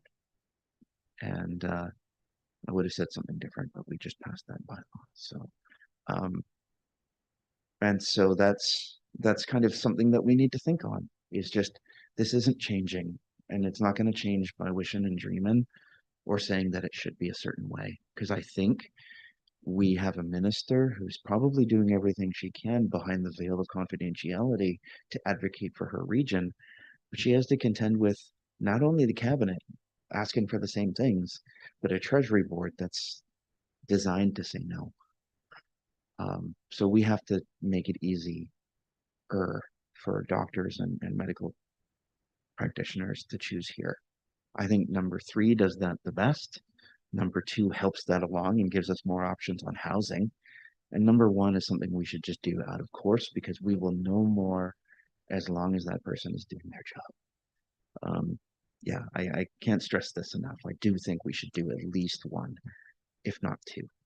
And we can always ask for more information in the looking at number 3, in the looking at number 2. But I do think we should pass option 1 out of course, like right now, last week. Sorry, please go ahead, Dr. Steer. Yeah, thank you. And through the chair, and I think you're moving in the direction that I would. When I look at the recommendations that have been presented to us, we have the first one, and then we have a big or for the second. And I'm wondering, just in listening to you and the approach, and below that is actually a note about if we do require a bit more time to review and discuss. And I recognize the expediency of this conversation to our next regional hospital board meeting on the 11th. But what I'm wondering in listening to, and I sympathize very clearly with it, is instead of having those as 2 options, what is the reality of instead of or and having it as an and? That the second option as well on there, and I'm just wondering if that would encompass the for sure doing option number 1, but also inclusive of the fact that we are starting the ball rolling to the potential of the other options that have been listed on our report here today. So I can confirm that you could do an and, but that might be a bit omnibusy. So omnibus-ish, I guess. But what we need to maybe look at is if we're going to entertain more than 1 option, we'll do them separately because there may be directors who do want to vote no on a higher cost option. And if you mash them together, then that's a bit unfair. Thank you. Would anyone like to move a motion? Director Haggard? I would love to move a motion. I would like to move that the Alberni ACRD Board of Directors direct staff to include the allocation of $40,000 in the general government service in the 2026 budget to take the lead on coordinating the community efforts in addressing the retention and recruitment of healthcare providers in the region, including coordinating support of community groups as they advance the development of a multidisciplinary medical clinic / campus of care. Thank you. Do we have a seconder? Thank you, Dr. Beckett. And with that, we'll move into comments. Dr. Boyko and then Dr. Steer. Thank you. Can we just have these all as a recorded vote, please? Yep. Did you have any other comments? We can. No, I think I said enough. Thanks. Okay. Dr. Who's next? Sorry, Dr. Beckett? Steer. Sorry. Thank you. Thank you through the chair. I just want to once again go back to the letter that correspondence that was sent to the board in terms of the support for a regional approach to the replacement. And thank you, Chair Jack, for the differentiation. And I would agree that I do think there's separate issues on there. But without having any action associated with that letter of request, I'm wondering after we deal with this motion, if we might be able to further that conversation, or if staff has enough information based on the discussions here today to be looking at a different format for the campus of care replacement of the Tofino General Hospital. I think we have a lot of information to look at, Director Steer, and what we will do is we'll follow up with Nyla as well, just to gain clarity. We'll do our due diligence in the next 2 weeks, just to be clear on what would be involved to act regionally. And if there's any changes, we'll bring them back to the board on the 11th. Great. Thank you. Changes. Yes. Thank you. Okay. Thank you. Any further comments? Okay. Dr. Siga, please go ahead. Thanks. Yeah, I'm just the request for $40,000, I don't think is specific enough in direction for anybody that might take that work on. And I'm just wondering what the specific outcomes of this will be.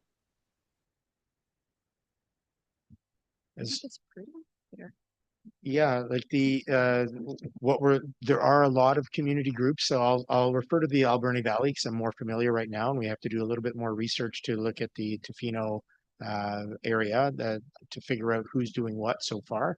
But in the Alberni Valley, there's a number of different groups that are already in play. And I think what came out of the discussion that we had that was facilitated by MLA Osborne was that it would be beneficial to have somebody coordinating those efforts, summarizing, reporting back, and helping those groups lock into the right areas in a timely way so that we're not duplicating efforts and that we're plugged into the right agency at the right time, whether that be the city, the ACRD, whether it be Island Health, but just helping with that level of coordination would really be something of interest. And then, of course, as we advance down the path of I'll call it the Campus of Care model, collecting that information and reporting back to the ACRD so that we are able to make timely decisions or strategic decisions, as the case may be, around that moving forward is the intent of where we're going with this. Yeah, follow up, Dr. Steer? Or Stiga, sorry, Dr. Stiga? No? No, that's good. Like I understood that was what the objectives, like what the outcome of the meeting with Josie is to have a point person that's sort of coordinating all of this. But I still can't see, like, is this person then responsible for setting up an actual physical site? No, the idea would be this person is going to do, I think, three things. First of which is to get the lay of the land, have conversations with each of the different organizations or players and see where they're at, understand where they're at so that they can make recommendations on what that kind of coordination and convening function might do. Once we're all on the same page as to what we can agree to do, then that person might be involved in creating the plan to do it. So this is primarily, I think, a research and coordination function first, and then we'll know more as the rest of the year goes through. Am I missing anything, Daniel? No? Okay. Hopefully that helps. Dr. Cote, please go ahead. Thank you. That seems like a huge job for $40,000. Yeah, we may be able to rejig it once we know more about the actual scale and scope, because we're in the middle of budgeting. We'll be able to just go back and amend this motion too, right? Okay, well, that's right off the top. It's like, I see our community as not small like Ucluelet and Tofino, not big like a big community. We're in that in-between gap, and we're not growing. So there is only one taxpayer, and we have so many requests this year, especially. I'd rather focus on this and put the resources that are needed into actually making something that's going to work, rather than underfunding something that's juggling too much. Thanks. Thank you. Let's make sure that we check in once we start doing this to see if there's a need. I'm of the same mind, Director Cote. I would probably go to 100,000, but once you get to a certain point, that starts to scare people. So I think we should start the work and see where we're at, and then make an informed decision in a couple of weeks or more. But go ahead. I'd rather be realistic and be upfront with what we're really looking at. And I think that 100,000 it's much more in line. It can start and end in a year. It doesn't have to end, January 1st or whatever. It doesn't have to be a 6 month. I think we really need to be realistic here. Do you want to amend the motion then to be that? Like shooting myself in the foot, but yeah, I could amend that. Yeah, that would be a motion to do it. It's still subject to the decision of the board too, so it's not just you. Okay, Yeah. yeah, I would like to make that amendment then. Would anyone like to second that? Thank you, Dr. Haggard. And since the original motion is going to be noted, we'll note this motion as well. Did you have a comment, Dr. Boyko? Yes, I have the same sentiment as Director Cote here, as in this is more important than other things that are potentially happening with ACRD budget and people and things like this. So if we're going to put emphasis on something, let's do it right. But at the same time, there is only one taxpayer and they're not really the happiest in the valley right now. So let's take money from something else and say, we're going to put this project or capital funding or whatever on hold. And when we get into deep budgetary conversations, we need to keep that in mind. Thank you. Okay, thank you for that. And that's something that we can look at as we move into, because Daniel is frantically writing that down. Dr. Mealy, go ahead. Thank you, Mr. Chair. Just to speak on the amendment, just off the bat, I would speak against the amendment at this point. And the reason why I say that is, has been discussed earlier, the $40,000 is going to be for the rest of 2026. It's not going to be right away, so it'll be a totally new number next year. However, I would hate to have this in open public discussion to say we're going to spend $100,000 on the position, and the person who is going to take the job for $75,000 says I'm going to get $100,000, and we could have saved the taxpayers money there. So I think we should start small with the understanding to whoever we get that it is going to grow, but not to just throw every single cent out on the table right at this very second. Let's get the right person at the right price and then move it up as we go along. Okay, thank you. Any further comments? Okay, so this vote will be recorded. It's on the amending motion to raise the budget set aside allocation from 40,000 to 100,000. Okay. All those in favor? Yep, I'll read them out. Okay, keep your hands up, please, until I say your name. Okay, Dr. Cote, Dr. Haggard, Dr. Jack, Dr. Beckett, Director McEwen, Director Steer. And all opposed? Okay, Director Sparrow, Dr. Coots, Dr. Mealy, Dr. Siga, Dr. Boyko. I think that's a tie, so motion fails. Is it a tie? I just lost count. Sorry. That's 5 and 6 the other way. Okay. So 6-5. Okay, motion passes. So the motion is now amended to be 100,000. So then it's already on the floor. And so all those in favor of the motion, okay. I'll go around the room. Dr. Sparrow, Dr. Coots, Dr. Cote, Dr. Mealy, Dr. Haggard, Dr. Jack. Online, we have Dr. Beckett, Dr. McEwen, and Dr. Steer. Okay, and all opposed? Dr. Boyko. Thank you. So the motion carries. Okay, Dr. Haggard, please go ahead. Can I make the next motion, please? Please go ahead. I'd like to move that the ACRD Board of Directors direct staff to bring a more detailed report regarding the cost and timelines associated with establishing a service for acquiring lands of strategic interest. Thank you. Do we have a seconder? Dr. Sparrow, thank you. Comment, Dr. Steer?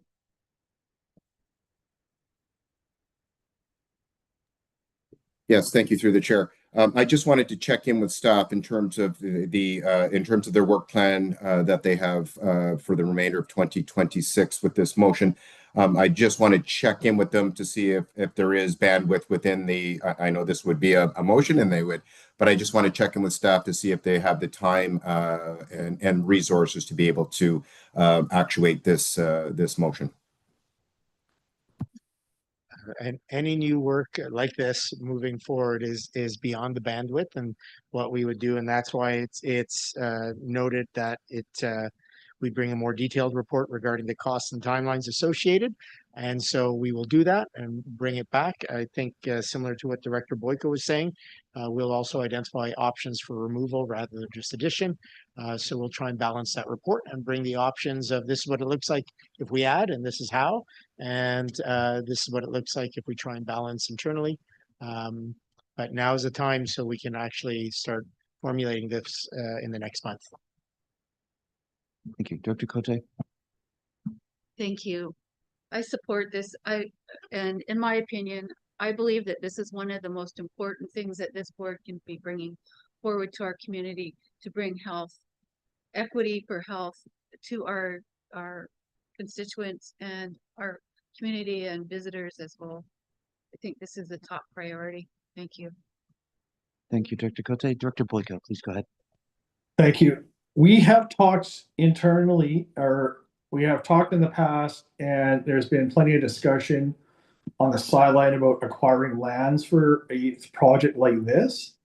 And I think we need to make sure that people that we partner with or any organizations in town that are in part of this discussion, keep it either public or not public. How about that? Can you clarify what you mean by that? Oh yeah, there is a big discussion that this is going to go right behind the new Walmart facility on the ALR land that was previously set aside for a farm market about a month and a half ago and exploded all over. And I had farmers calling me that this was set aside 20 years ago when the Walmart facility and all that power center went in. And yeah, people are making lots of people that are in different boards and things in this town are talking publicly about where this potential facility may go. I think that's a good point, and I think we should do the work to clarify that. I still think ALR decisions would still be subject to the ALC, and therefore, even if that was an idea, they'd still have to go through a process where the ALC's. Oh, 100% agree with you. Yeah. But any discussions about this need to be either all public or not public. It can't be both. And in the past, that has not been followed. Yeah, agreed, and thank you for that. Dr. Mealy, go ahead. Thank you, Mr. Chair. Just on that, and I was a counselor at the time, so I am aware of most of what happened with the agricultural land reserve being taken out for the Barclay Capital project, Staples, Walmart, and all that. And to be clear, I believe it's only the city of Port Alberni can request the exclusion of the land behind that. And so knowing full well that the city is going to have to do that, the city was not the one making public notice. It was the low energy housing and group that came forward and without talking to the city said, this is what we would like to do. And then kind of coming forward and saying, oh, you're the only ones that can actually do it. So I know that, so that it's there. It's not the city of Port Alberni, that's for sure. Although we are the ones that will have to approach the Agricultural Land Commission if that is the property. But again, those discussions are still happening on our end, even though it seems like it's a foregone conclusion. That's the choice of a certain group in town. Thank you for that. That really helps. Dr. Haggard? Thank you. I realize that was the original intent, but that was 20 years ago and things do change in 20 years. So what your reply has to be, do you want a doctor or you do not want a doctor?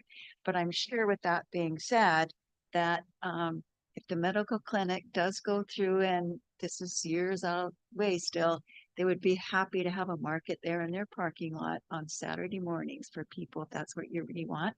And also they have other ideas to utilize ALR land.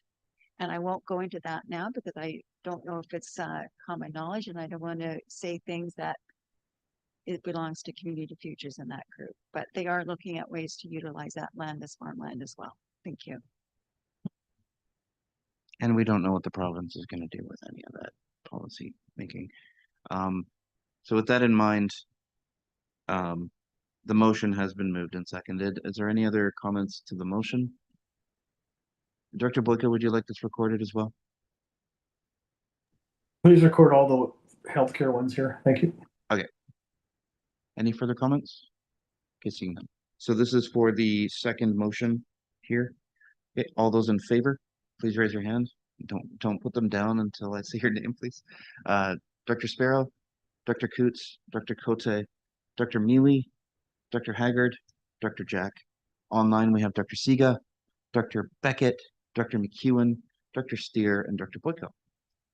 No, I'm not missing anybody. That's everyone. Okay. Okay. Declare the motion carried. I didn't even have to say anybody opposed. Okay, so that looks like it's the end of the item. We do have a third option, Dr. Haggard. I'm not sure. I'm not sure how to make this motion because Community Futures is working with the group of doctors for this campus of care. So should I just say something that the board of directors work with Community Futures to building this campus of care? I'm not sure how to make this motion because they're quite far down the road with what they're proposing. Director Boyko, if you would go ahead. My main concern is now that they were talking about all this publicly, is that perhaps this should go to a proper bid BC process to be open and honest and transparent with all parties involved. Thank you. Thank you for the input. I think that'll inform future approaches. I think nothing's been decided yet. The groups have been working on things in potentially different directions. So now that we've passed the first motion, we'll be able to get a better handle on what that looks like. And then there can be other options available to us, given that might develop tools under option 2. We're looking into it. Go ahead, Daniel. So along those lines, if you wanted to advance something, you could ask or the board direct staff to develop a framework for how they would advance the establishment of a multidisciplinary campus of care within the community and report back. I'll make that motion. Thank you. Okay, and seconded by Director Coots. Any further comments? Director Coots, go ahead. Thank you, Mr. Chair. Yes, I am more than happy to see this go forward as is. I would be less comfortable supporting it, pardon me, if we were specifying one individual group or company or things like that. As we know, and I don't disagree with Director Cote, a lot of our population hasn't been excessively growing as of late. However, a lot of our partners and neighbors are having exponential growth, and there are a lot of industrial growth within our neighbors, which will in turn benefit the region very, very soon.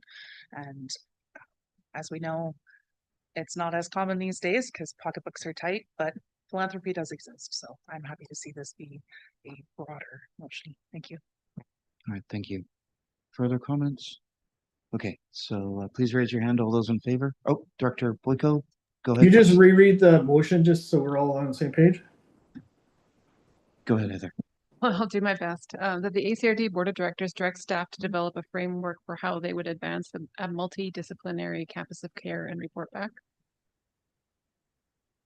The development of a multidisciplinary campus. Thank you. Okay, any further comments? Okay, seeing none. All those in favor, please raise your hands. Okay, Dr. Sparrow, Dr. Coots, Dr. Cote, Dr. Mealy, Dr. Haggard, Dr. Jack. Okay, online we have Dr. Siga, Dr. Beckett, Dr. Steer, and Dr. Boyko. That's unanimous. Thank you for that. I was supposed to report back to Josie, but I guess her staff will do that. Thank you. How are we doing? Is it all right if we have a understanding that it's 22? Can we break for 7 minutes? I really have to go to the washroom. Okay, thank you. We'll be back at 3:45.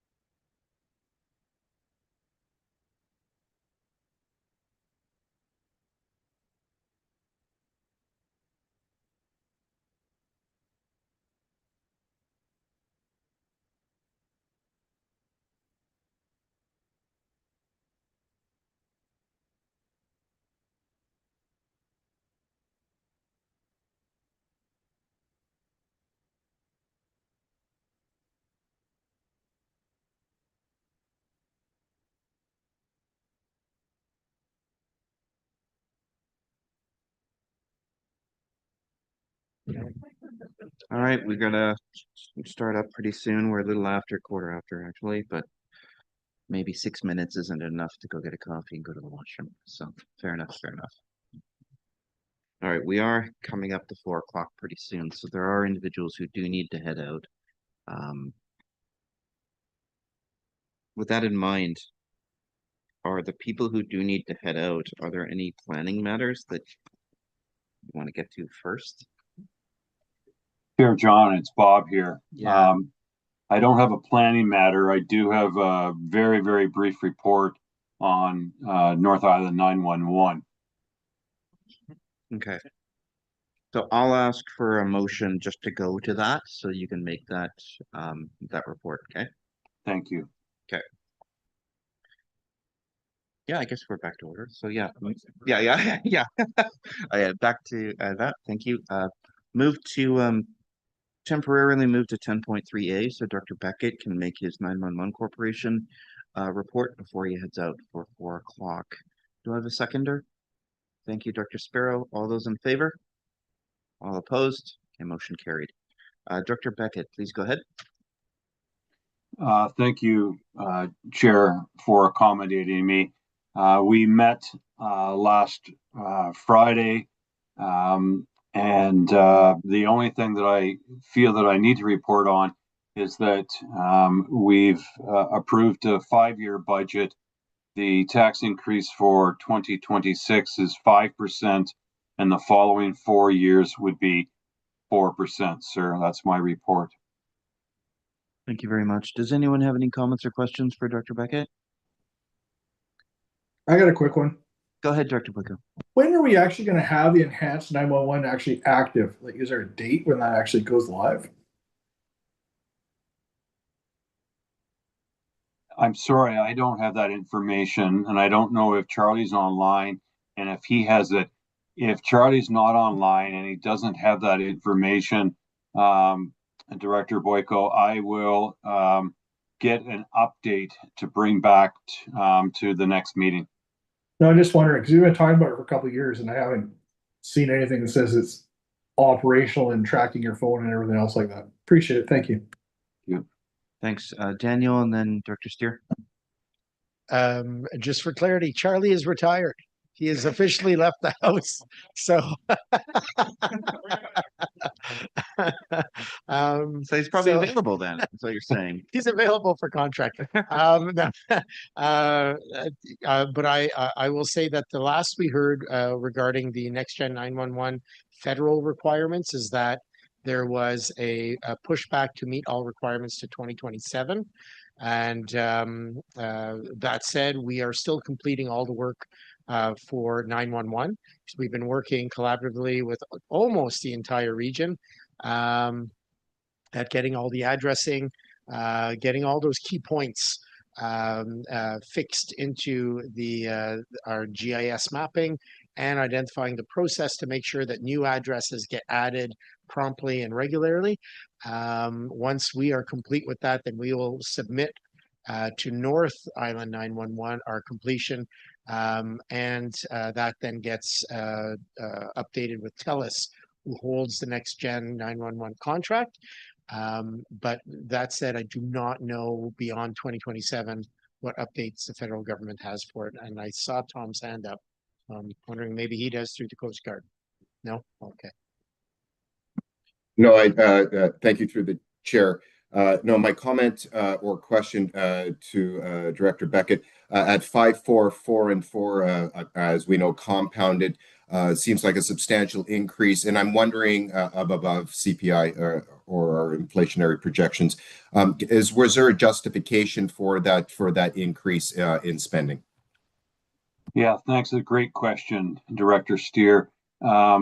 Most of the increase was associated with reserves for operational challenges and or asset management, so that they were trying to build the coffers up so that they're in a position to look after, again, the asset management side of things, as well as any operational difficulties that could come along. So that's why. Great, thank you. Thank you. Could we have a motion to receive report 10.3A? Thank you, Dr. Coots, seconded by Dr. Sparrow. Any further comments? Seeing none, I'll declare the motion carried. No, wait, that's what happens at UAT. Sorry, all those in favor? All opposed? Okay, motion carried. We do things by consensus, so if somebody doesn't vote no, then we don't bother voting. So, okay. All right. All right, so that brings us to the next agenda item, which I believe is item F, which is, what am I doing here? There we go, incorporation study. Please, thank you. Cynthia, please go ahead. Yes, so at the last Board of Directors meeting, staff were directed to bring a report regarding the work plan implications for moving ahead with proposed initiative case 12, which was the Sprout Lake Incorporation study. This report outlines these implications as well as the legislated and other priorities identified in the current 2026 work plan. Approximate hours to correspond with the Ministry of Housing and Municipal Affairs to apply for the Governance Restructure Studies grant program, as well as the approximate hours if the grant is approved are noted in the report, as well as some of the financial implications. So we did not receive a response from the ministry representatives. However, we included the 2007 costs and the costs that were outlined in the RFP and contract award for the RDOS to complete an incorporation study for Okanagan Falls that have been in the recent years. Two resolutions are recommended. If the board would like to consider including the incorporation study in the 2026 work plan, we are recommending that another priority or projects be identified to be held off until 2027. And happy to answer any questions. Thank you for that. Director Cote and then Director Boyko. Thank you. A couple of things. In my opinion, I think that this aligns quite nicely with the Sprout Lake OCP, which is to be completed in 2026. So I'm thinking that a lot of that information can be put aside that is going to be very valuable, which would be a repeat for looking at an incorporation study. So a lot of it's the same information that could be collected. I'd really like to understand if there's any possibility that part of the funding that is allocated for the OCP can be used for the incorporation study. Okay, thank you. Answer that one. Yeah, go ahead. Yeah, sure. I'd be happy. We'd have to report back on that. I don't have a clear answer on that right now, unless you do, Daniel. But yeah, I mean that is an option that we could certainly look at. Follow up. Yeah, go ahead. It seems like the numbers that we've got from other community, they don't have all of the information that's being downloaded right at the moment when you're doing an OCP. So I'm just thinking that there is an alignment there that could really be utilized by the OCP that could be utilized by incorporation study. Thanks. Okay, Daniel, go ahead, and then we'll go to Dr. Boyko. Yeah, the thing that we wanted to preserve is we didn't want to lose all the work that's been done on your OCP thus far. And so we didn't want to stop the OCP and then risk having all that data be stale dated and then have to start over. So certainly in the discussions that had occurred at staff level when we're trying to figure out the work plan, there is a link to the OCP for sure. But I think there's also a desire to see that OCP reach the finish line and then bring those elements of incorporation in. And it's not that we can't talk about incorporation through the OCP, but what is labor intensive is making sure we're getting all the right data on what it would mean. Because people ask about, well, what again do we get? Well, you get the roads, the bridges, and what does that mean for costs? And so when we start getting into those questions, we want to make sure that we're bringing back answers in a timely way, or at least that we're able to forecast. We can build the OCP so that it's ready for it. So you can still finish your OCP and then plug in the incorporation study. But we didn't want to lose that momentum. And that was the concern around the timing. The other concern we had is that we didn't want to make an application where the province says, here's the money, and by the way, here's your window for getting it done, and then realizing that we have until February of next year to get it done and don't not hit the timeline. So these are all the challenges, and this is why we put in recommendations for other things that we could delay, and as much dialogue as we can around this, because we understand the priority, and it's always nice to act on something when the public is ready for it. But we also, as staff, are going to need help prioritizing, because we just can't do everything all at once. And it's just trying to figure that out. Thank you.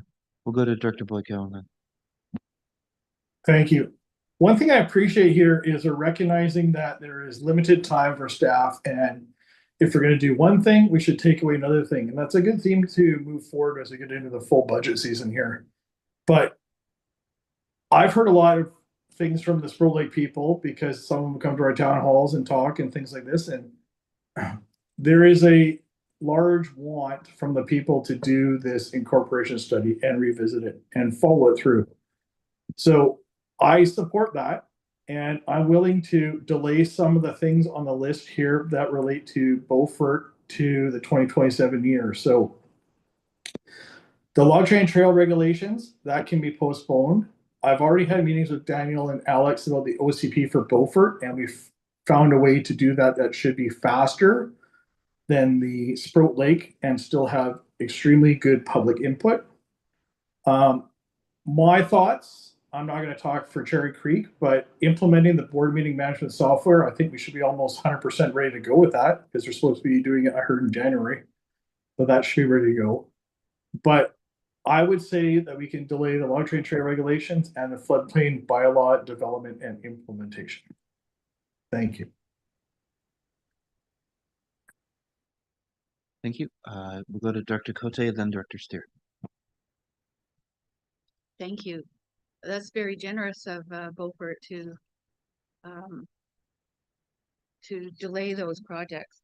I would like to also, I could do the first recommendation if it's that time, or we could wait and hear what Director Steer has to say. Okay, we'll come back to you. Yeah, Director Steer, go ahead. Yeah, thank you. And I think Director Boyko and maybe Director Cody just has answered the question there, because just in a couple of motions above there, Director Cody had talked about the prioritization of the healthcare issues that may potentially be on the 2026 work plan. So I think I'm hearing some clarification that Director Boyko has indicated some of those priority issues that have been in the report, that they're willing to have those foregone. So maybe that was the question was answered, but I was just literally, we just had the conversation about the priority for what I'm hearing, the region, and from Director Cody was those healthcare initiatives that we have been discussing today.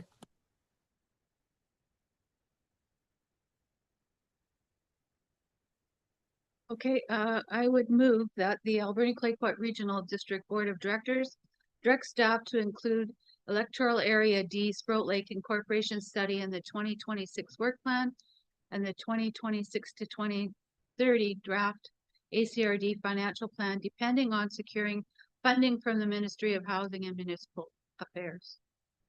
I think that's going to be crucial. Oh, okay, and that the Alberni Clayoquot Regional District Board of Directors directs staff to include the 2020 in the 2026 work plan, if possible. The incorporation study? That's in there, but oh, delay something. Right. Oh, and Yeah, What so projects? oh, okay, and so then we have to list the things that Director Boyko had stated, right. and then are there any other items? Did you want to delay anything else? No. Okay. Not at this time. Yeah, go ahead. So then can I clarify that the second part of that motion would then be that the Alberta and Clayoquot Regional District Board of Directors direct staff to delay the log trail implementation and the flood plan development.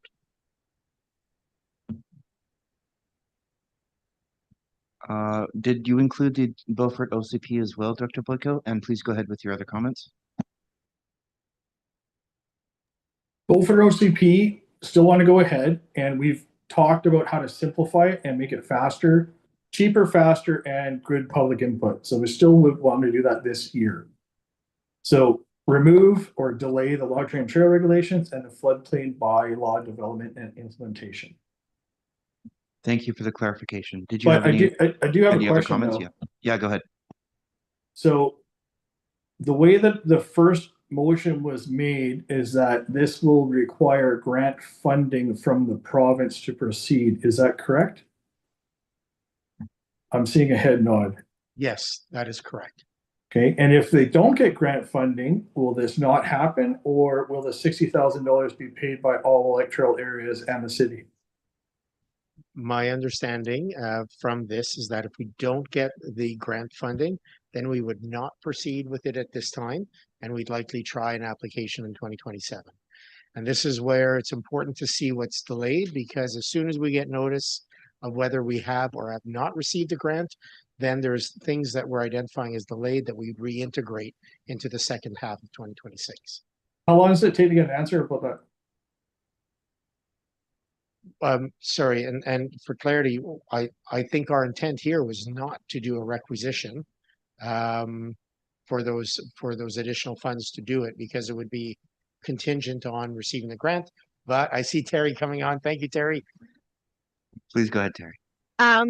These grants are a little bit different with the province, so there's no like intake period and no like announcement period. So once we get through budget, we would submit it. I would say that reaction times are slow right now for grant announcements, and in the UBCM newsletter today, they were announcing like no further Fire Smart money.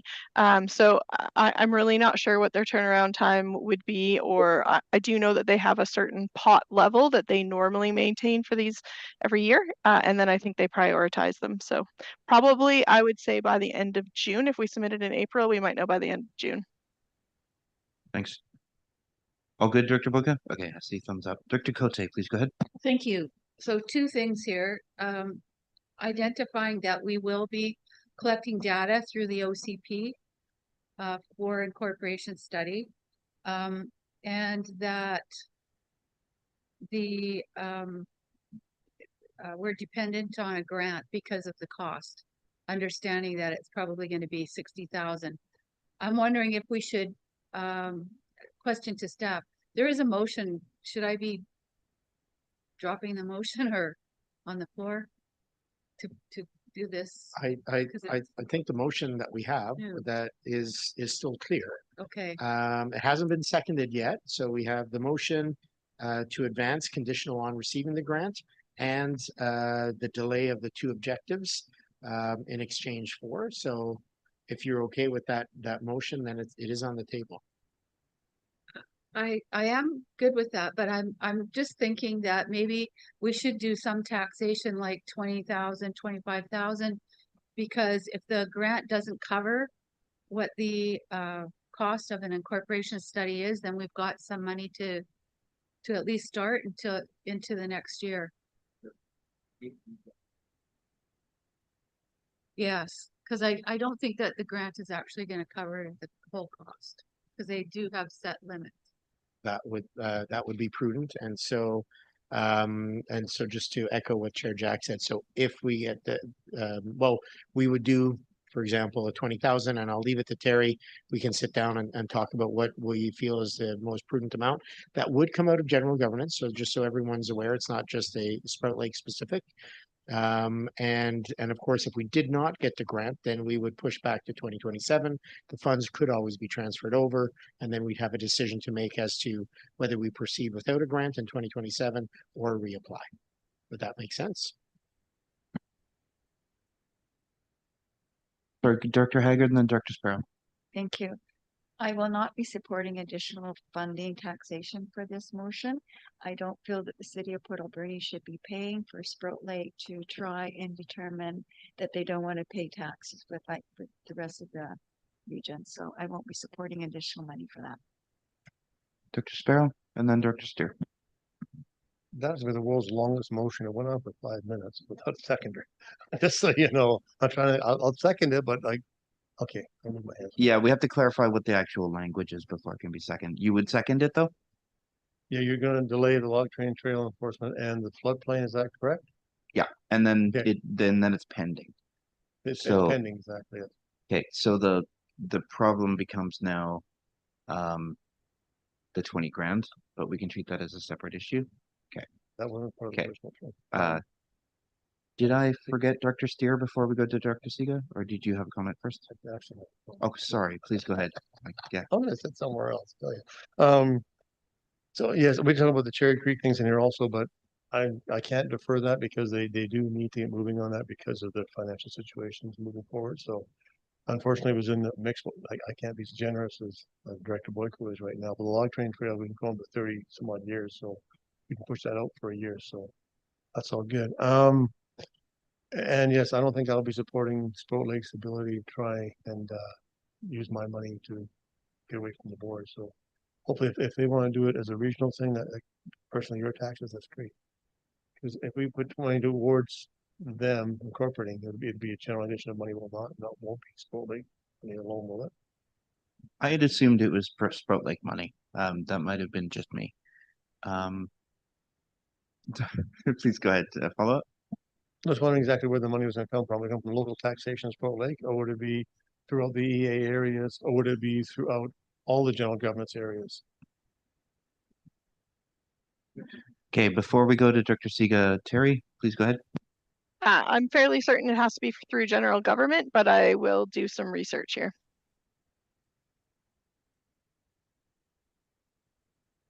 Please go ahead, Dr. Steer. Thank you. Through the chair, I was just going to echo Director Haggart, and it sounds like Director Sparrows. I wouldn't be in support of, if that money is coming out of general revenues, I would not be supportive from the District of Tofino's perspective to allocate, I believe it was $20,000 that would come out of general revenues, which all of us would be on the hook for. Okay, thank you so much. Dr. Siga, please go ahead. Thank you. Yeah, I am concurring with the other two directors on not being supportive of taking money out of general taxation revenues for the incorporation study. And not only that, I find it really upsetting to interrupt the OCP process in order to focus on an incorporation study when there are so many issues that we're dealing with right now. Thank you. Thank you. Dr. Cote? Thank you. Thanks for everybody's input. I wasn't really thinking that this would come out of general net revenue. So sticking to, yes, let's try to get that grant with the original motion. Can you please read out the motion? Thank you. The first motion was as written in the staff report that the board of directors direct staff to include the electoral area D Sprout Lake Incorporation study in the 2026 work plan and 2026-2030 draft financial plan, dependent on secure funding from the Ministry of Housing and Municipal Affairs, and that the Alberni Clayoquot Regional District Board of Directors direct staff to delay log train trail regulations and the floodplain bylaw development and implementation from the 2027 work plan. Thank you. I move that. It's been moved and seconded now. Yeah. We were just clarifying the language first before Dr. Sparrow wanted to second it. Okay, so it's been moved and seconded. Any further comments on the motion as it reads now? With the clarification that it's not coming out of like the whole boards or the rest of the EA directors' revenue. It was meant to be a Sprout Lake thing, which can be a separate motion too. Dr. Cote, further comment? I could ask after the motion, the question's been asked. just about the 20,000, could that be a grant and aid?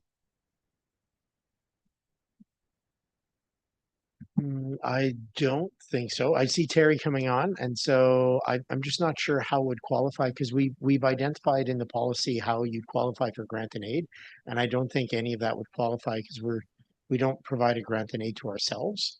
Yeah, would be my Terry. Correct me if I'm wrong.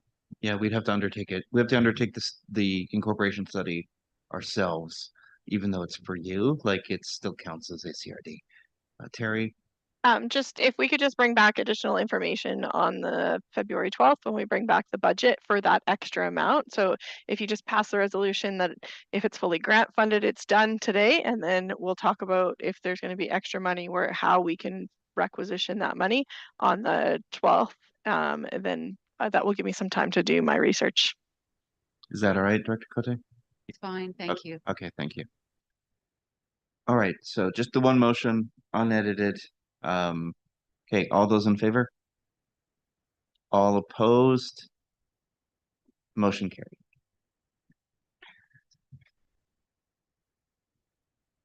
Alrighty, so that brings us into planning matters. Normally First Nations and municipal directors can like ditch out. Please don't. We need quorum. Yeah. So no, you cannot.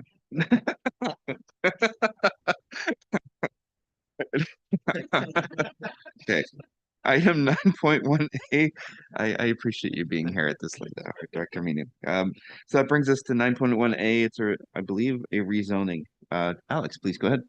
Thank you very much. Yes, this is a rezoning application for a property located at 5670 Grandview Road in the Beaver Creek area.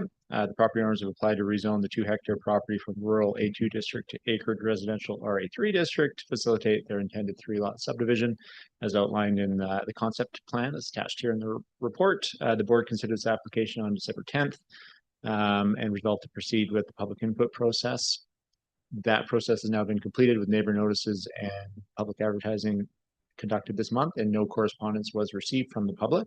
The agency referral responses that were received have indicated support for the rezoning, and the applicants have also provided an assessment from a wastewater professional confirming that they do have capacity for their proposed development. So at this time, the staff recommendation is that the board proceed with 3 readings of the bylaw. Thank you. Thank you. Apropos of nothing, I do appreciate that these are named companies doing this rather than numbered ones. So Director Roth is not here. I'm wondering if someone would be willing to. Thank you, Dr. Sparrow. Please go ahead. Thank you for that. Should leave a few notes, by the way, just in case you're wondering. There you go. And she's good to go on this one. So I would like to make the motion that the bylaw P1532 Regional District Alberni-Claycourt Zoning Atlas Amendment bylaw be read the first time. Thank you. Seconded by Dr. Cote. Thank you. Any comments? Seeing none, all those in favor? All opposed? Motion carried. And be read for a second time. Thank you. Seconded by Dr. Cote. Comments? Seeing none, all those in favor? Motion carried. And that bylaw 1532 Regional District Alberni-Claycourt Zoning Atlas Amendment bylaw be read a third time.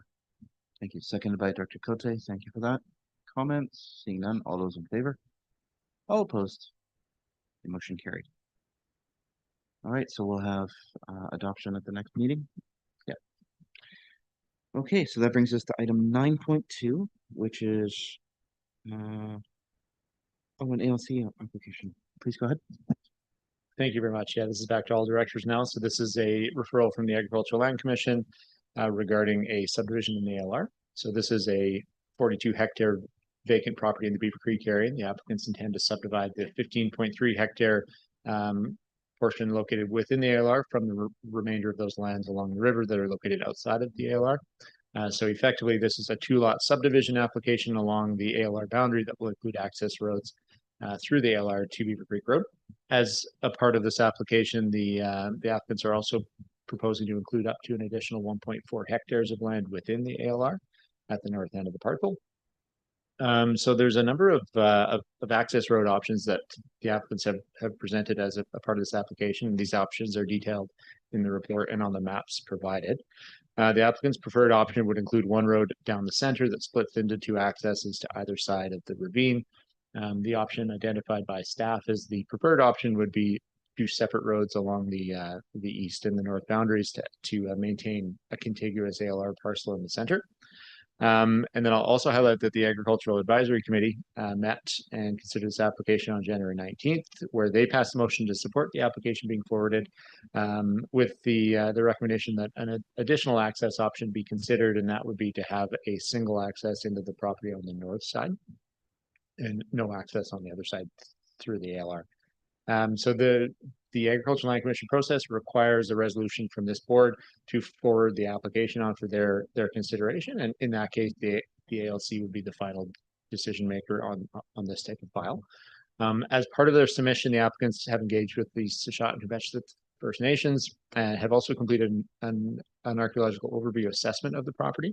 So correspondence from the nations is included in the package for your review and would be sent on to the Land Commission as well. There's also an overview of additional archaeological work that would be required to address any potential impact on identified sites of high potential. Some additional steps that would be required at the subdivision stage would include development permit requirements around riparian area regulations and steep slope hazards, some confirmation of existing sewage capacity on site to deal with the development and water connection requirements to Beaver Creek. The applicants have indicated that if this 2-lot subdivision is approved by the ALC, they would intend to further develop a bare land strata on the non-ALR lands along the river. So at this time, staff highlight that the 2-lot proposal complies with the zoning bylaw, it complies with the OCP, and staff recommend that the board forward the application onto the ALC for their decision, as well as noting that the recommended access option highlighted by staff would be option C. Happy to answer any questions. Thank you for that. Director Boyko, please go ahead. Thank you. I was in the meeting, and one thing that wasn't really discussed is option A, where the road goes down the middle and then splits to the two areas. That road exists. Like, there's already been gravelled and it's a driveway. That's right, Alex, right? That's correct, yes. So the disturbance to the agricultural land has already happened and effectively split the two sides in half. So I know what the ALC recommended, which was just one road to the north, which would only allow access to part of the property due to there's a large ravine and the southern lots would not be accessible. But the disturbance is already there. They're not going to go fill it all in and hay over it. And I think that'd be a little bit ridiculous. So I support this, but I would actually change it to option A. One road down the middle that is already there and split it so they can access both parts. Thank you. Go ahead, Alex. Yeah, through the chair. Thank you. The only thing I would highlight is that the access that is there is not a 20-meter wide access that would be what the applicants are proposed. So there would be some changes made, but yes, you are correct that the driveway access into that property does follow that same area down the middle. Thank you. Thank you. Dr. Haggard? Thank you. I was going to ask this on the next item, but I'll ask it today. There is a couple of items that could be coming down the pipeline about ALR, and I don't know a lot about how this process works, but I'm kind of concerned that if this goes through and we push the next one through, we already gave Port Alberni 2 items from the releases from the ALR, and now we're just going to say no because we've already given them a couple, whereas ones coming up may be more important to us. So do you have any experience in that, Alex, or can you comment? I'm happy to comment on that, and I wouldn't want to speak for the Land Commission and how they review these applications, other than we know that they do review things on a case-by-case, site-specific basis, right? It's all based on their mandate of protecting agricultural land and confirming that the uses on land align with the values that they have. So the ACRD does not receive a lot of applications for uses in the ALR. This would be the first one the board's seen in over a year, I think. So yeah, it's not that common, and I don't think I've seen a pattern where the ALC in the past, in my time here, has said, look, we've approved a number in a row, so we don't want to keep approving things in the Alberni Valley. I don't think that's how they review these things. Thank you. Yeah, thank you, Alex. I think it's supposed to be structurally that they do take it case by case. They have to, I think there's criteria that they have to follow by policy as well. And pretty sure that it precludes that because that's a political decision. Cabinet can decide that, but I don't think the commissioners can. Okay, sorry, I think I missed somebody. Further comment, Dr. Cote? Thank you. I also was at this meeting. The Agricultural Committee, Advisory Committee did make a recommendation that one access through the property on the north would suffice to get to the land that's not on the ALR.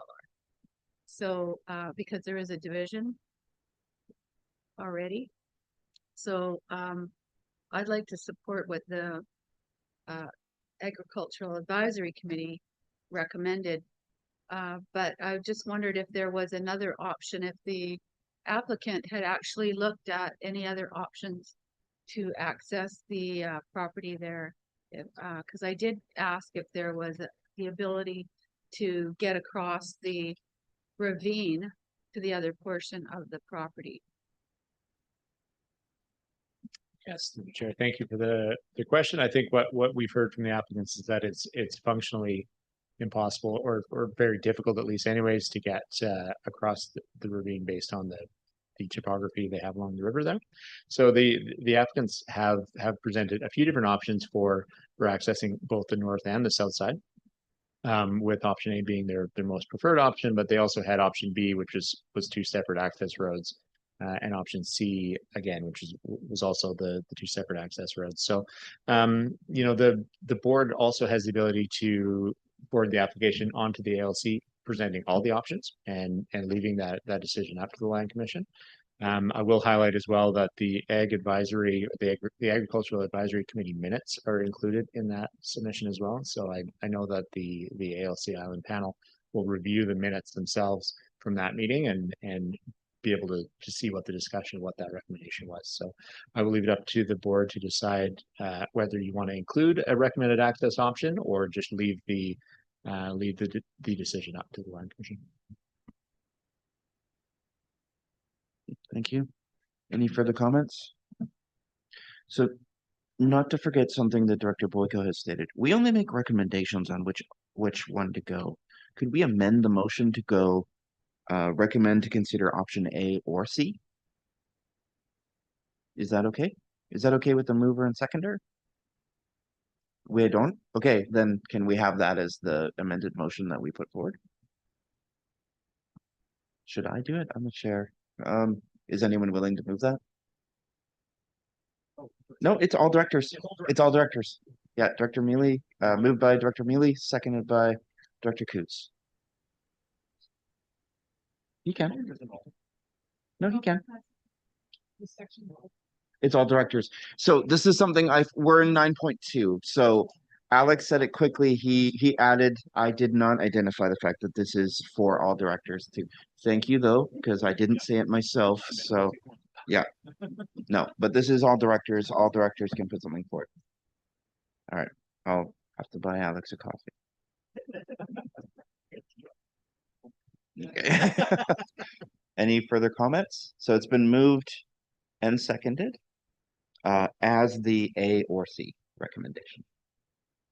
All those in favor? All opposed? Motion carried. Thank you. All right, so we're still in 9.2. This is 9.2B. Please go ahead, Alex. Yes, thank you very much. This is another Agricultural Land Commission referral. Here I said we never received them, but we have two on this meeting. This one is for a non-adhering residential use application for land in the ALR. This property is located at 725 Franklin River Road.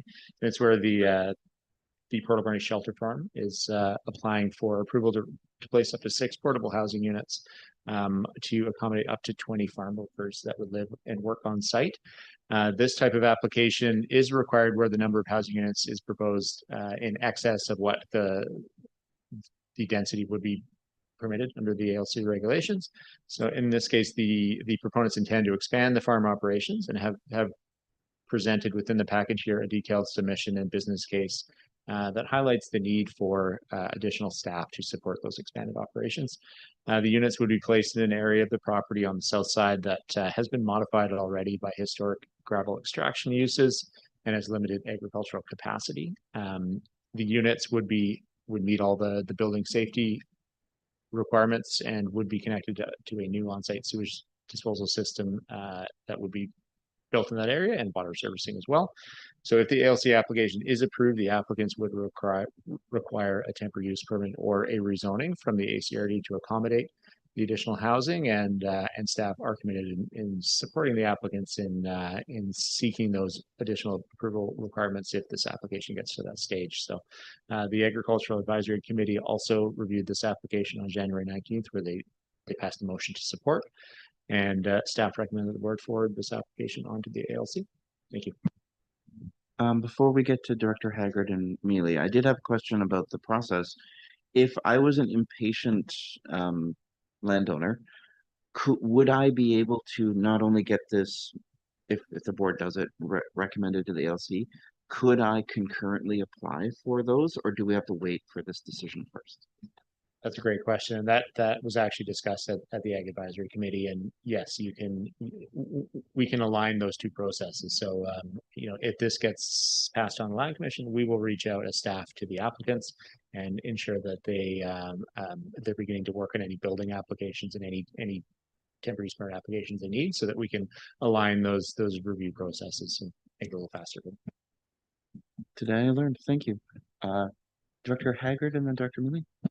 Thank you, Alex. You may not know the answer to this, but Shelter Farm was originally started with the therapeutic recovery community focusing on women recovering from addictions.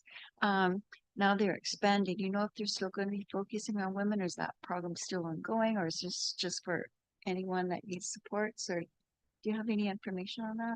I don't have any information on that, but we can certainly seek some more information from the farm operators. I know that is a part of their mandate as well. So I would think that they're still supporting that. What the case that they're making here is strictly a business case for being able to produce more if they had more staff, and then the challenges in retaining that staff. If you don't know, that's okay. You don't have to find out. Thank you. Thank you. Dr. Mealy. Thank you, Mr. Chair. I was just going to make the motion if that's okay. I'd like to move that the Alberni Clayoquot Regional District Board of Directors forward ALC application AF 25004 to the Agricultural Land Commission for decision. Do you have a seconder? Thank you, Dr. Sparrow. Any further comments? Dr. Sparrow. Thank you. So these buildings, they have no foundation, they're going to be on skids? Is that what I'm looking at here? Through the chair, yes, the applicants indicated that the buildings that they're looking at are BC code compliant, so they're CSA certified, I believe. We have not seen them yet, so that would be one thing that I would want our building inspectors to review. But that's not a part of the ALC process. That would be a future process, right? Okay. See, I'm trying to wrap my head around it. I don't get to vote on this stuff often, so okay. Please go ahead, Director Boyko. Alex, thank you, Chair. Alex, did you just say they're not code compliant? Because in the meeting, they were very emphatic that they did meet the BC building code. He did say that they were. Sorry Okay. if I was speaking quickly there, but yes, they are code compliant. I just don't know if they are CSA certified or what standard they meet. So I would want the building inspectors to review that as part of the approval process. Appreciate the clarity. Thank Yeah, I'm mumbling when I'm tired too. Any further comments? Seeing none. All those in favor? All opposed? Motion carried. All right, that brings us to item C, regional growth strategy for the Comox Valley Regional Growth Strategy, which is misspelled, I would add, but it doesn't matter. Please go ahead. Thank you for highlighting that. Again, this is a referral from the Comox Valley Regional District it's a minor amendment to their regional growth strategy bylaw. The amendment includes some updated census information. It integrates some of the work they have underway with the Comox First Nation and revises the mapping. So staff have reviewed the amendment bylaw. There's no and have not identified any elements that impact the regional district here. So staff do recommend that the board provide a response indicating that the interests are unaffected and indicating support for adoption of the bylaw following their public hearing we held. Thank you. All right, thank you for that. Dr. Mealy, go ahead. May I make a motion, Mr. Chair? I move that the Alberni Claycourt Regional District Board of Directors direct staff to provide a referral response to the Comox Valley Regional District indicating that bylaw number 810, Comox Valley Regional District Regional Growth Strategy, bylaw number 2010, amendment number 2 does not affect the interests of the Alberni Claycourt Regional District, and adoption of the bylaw is supported following the public hearing. Do we have a seconder? Thank you, Director Coots. Any further comments? Seeing none. All those in favor? Motion carried. Okay, thank you, everyone. That concludes 9.2. That brings us into section 10. 10.1 are staff reports. Anyone like to move to receive the staff reports? Sorry, go ahead. I would like to speak to item B, if that's okay. No. Please go ahead. Please go ahead. Thank you. Yeah. I don't want this to be hidden. So in your package today is the updated ACRD procedures bylaw. So this is a culmination of better part or almost a year worth of work. You had 5 committee of the whole meetings where you reviewed the old ACRD procedures bylaw. So the draft bylaw is included in the package today. It's received legal review and has incorporated all of your changes that the committee of the whole recommended. So the next step is to advertise the procedures bylaw to the public. So for the next 2 publishings in the AV News and the Westerly, we'll advertise this. We'll also put it on social media and our website. And that feedback, if any is received from the public, will be brought back to the February 28th board meeting. And just one thing that came out of the legal review was that the lawyer recommended that we have a separate procedures bylaw for our hospital board. So a second bylaw is included in the package, and it basically just says the hospital board will use the ACRD procedures bylaw as their bylaw. So I'm just showing this to you for information, and more information will be brought back at the February 28th meeting. Thank you. Thank you for that. Any further comments? Seeing none. Would anyone like to move to receive the reports? Thank you, Dr. Mealy, seconded by Director Boyko. Any comments? Dr. Cote, please go ahead. Thank you. I'd like to go back to the BC assessment or values on page 223. There, the Hawaiian, there's a mistake there in the math. So it says that you're up 3.67% when it should be minus.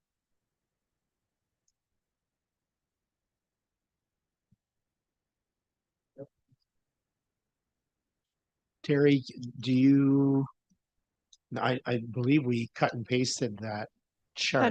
I'm just trying to get there. Yeah, if it's not our mistake, we should let BC assessment know. Yep. Well, No, it's probably a me mistake. Let me see. Oh yeah, no. Oh, I see. Yeah, no. So there's 2 columns, right? So you have a overall change is only, it's gone down by 5.25%, but the non-market change percentage of that is 9.09%. So the market change aspect of it is 3.67. okay. So. Okay, so BC assessment apparently does know how to do math. Okay, that's good to know. It is very good to know. Thank you for checking though, Dr. Cote. Thank you. All right. Okay, so it's been moved and seconded, I believe. Okay, all those in favor of receiving the reports? All opposed? Motion carried. So that brings us to 10.2, which is committee reports. It says that I should be giving the verbal update. However, I would like to ask our vice chair to do so because I wasn't in physical attendance for the meeting.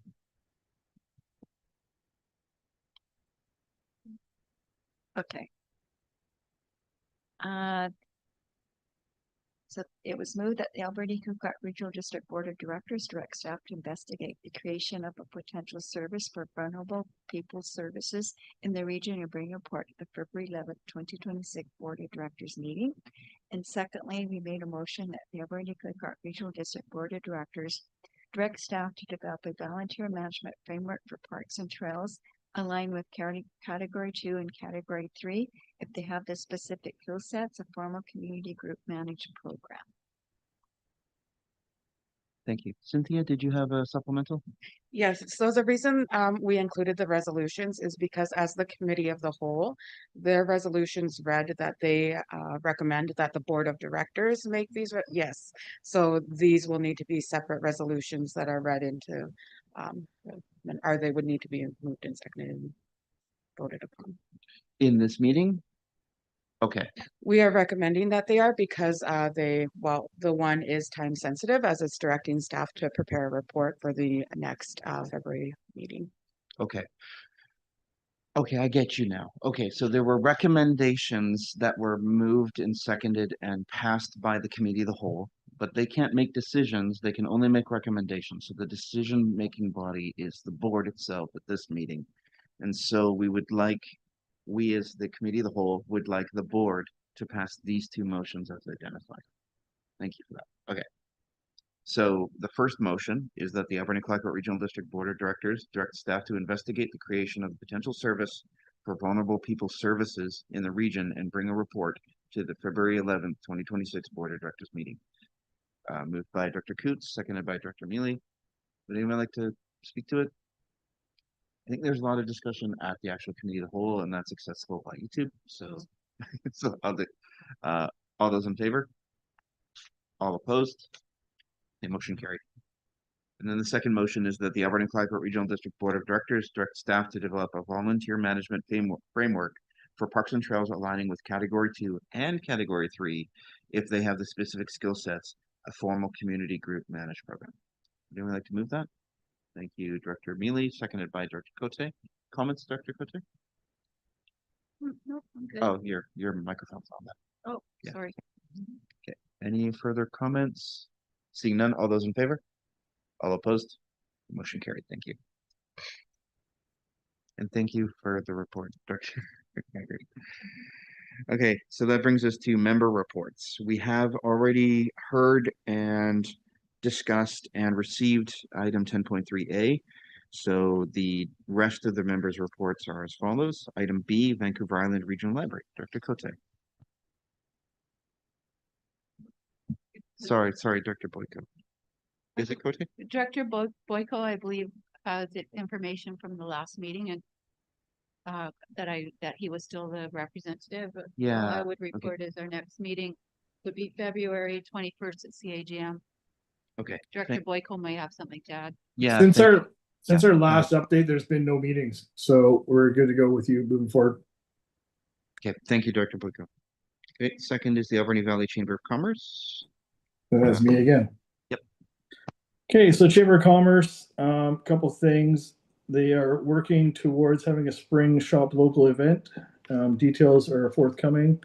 They're also looking at doing one for Christmas coming up this year, because there was one organized by the local shop owners in the downtown area themselves, and the Chamber's looking to do something similar but organized through themselves. February 18th, they're having a meeting on healthcare and retention and recruitment. And one news that just came out from recently with regard to city business and Chamber of Commerce is that they'll be withdrawing from McLean Mill work after the 2026 year. Thank you. Thank you for that. That brings us to the Association of Vancouver Island Coastal Communities. Dr. Cote. Thank you. I would like to point out that actually it's not an appointment. It's just that I'm on the executive for AVICC. Update would be that we just had our last executive meeting last week, and our 2 students were accepted. So that's great. Because we had so many applications for delegations, I don't believe that we're going to be able to get Colson's in there this time, which is a big disappointment to me. Yeah, we're moving forward. Things are going to be different this year. They voted, did we do an increase? I think we said no increase in membership fees. They're trying to keep the costs down because they're recognizing that so many communities are hard up for cash. Yeah, that's about it for this time. Thanks. Thank you, Dr. Cote. Sawakin Public Advisory Group, Dr. Sparrow. Thank you for that.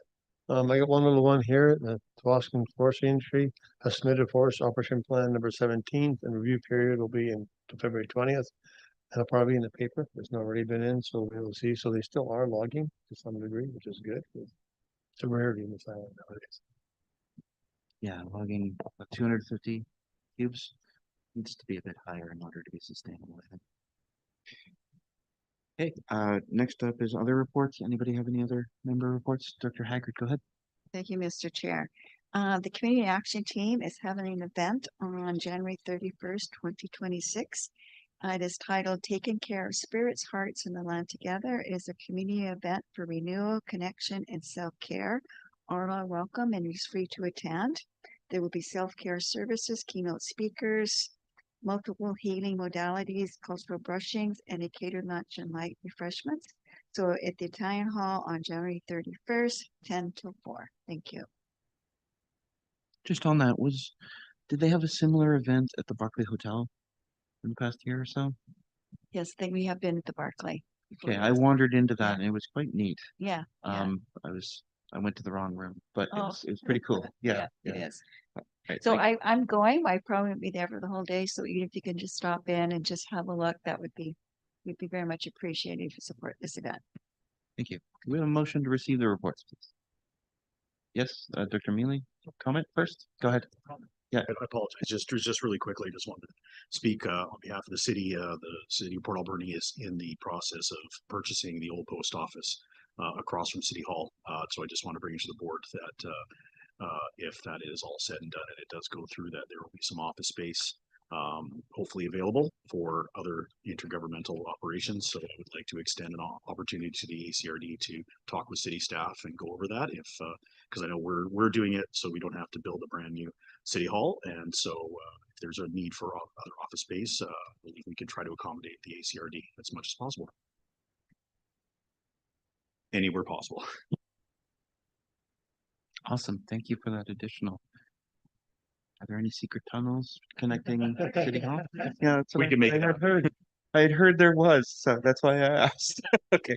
All right. So even if it's snowing or raining, you can still get there. All right. Okay. Now could we have a motion to receive the reports? Thank you, Dr. Mealy, seconded by Director Sparrow. Any further comments? Seeing none, all those in favor? Motion carried. We'll resist talking about Diefenbachers. All right, we'll go into no unfinished business, no late business as far as I can tell. Do we have any emails? Because there's no one in the gallery. Just give me 1 second.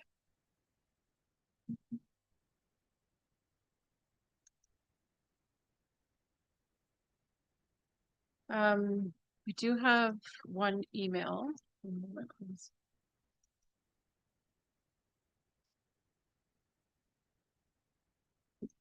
Opening it up. Yeah. I'm just gonna also look in Zoom.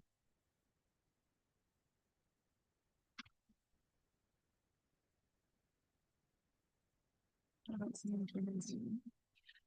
It's a very lengthy email. Would you like me to read it out? Let me see.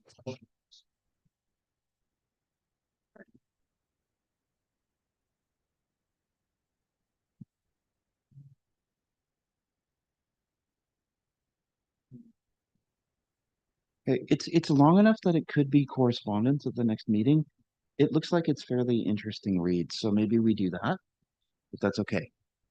So we have a motion to do that? Okay, thank you, Dr. Cote, seconded by Dr. Mealy. All those in favor? The motion carried. Okay, so that'll be in the materials for our next meeting.